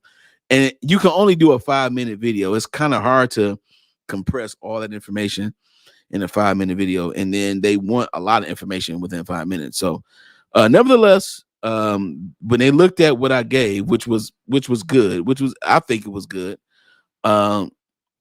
they said, you know what, we're going to continue the demonetization, but I can also reapply for monetization in December. However, I would do that, but also I do have opportunities to get sponsorships and things like that, hopefully. So I'm in the midst of getting some things done in that area, drawing up some templates, getting some things done, making sure everything is good. I believe that we will be able to get some stuff done for sure. But in the midst of all that, if you all are, if you love to do you love to listen to podcasts and all that kind of stuff, Chill and I, we do have a podcast called Intimate Insights Roadmap for Relationships. This is the actual thumbnail for it right here. And this is something that we got going on, man. As a matter of fact, this is our intro right here. Let's check this out.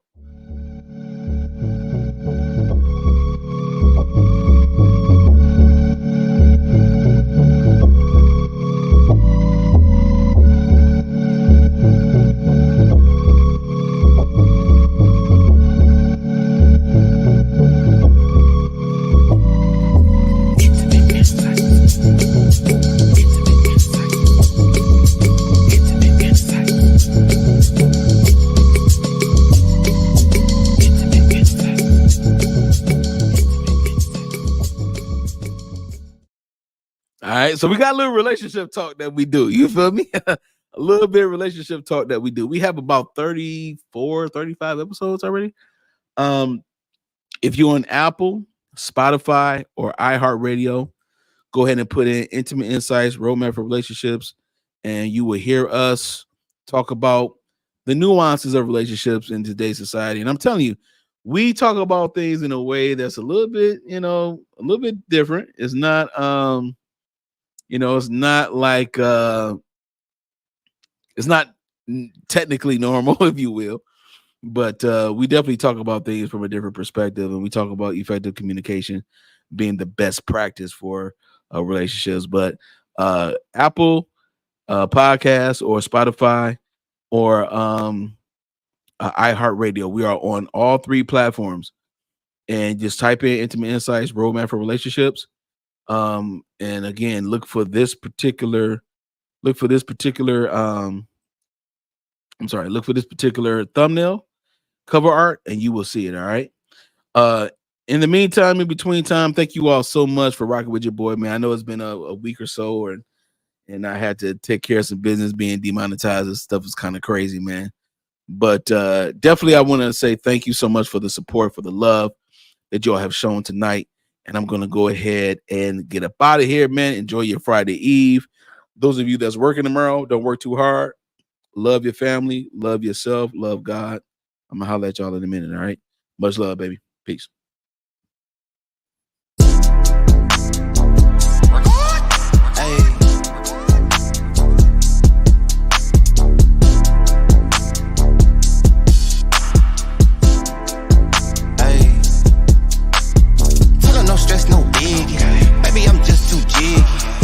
I brought that with me.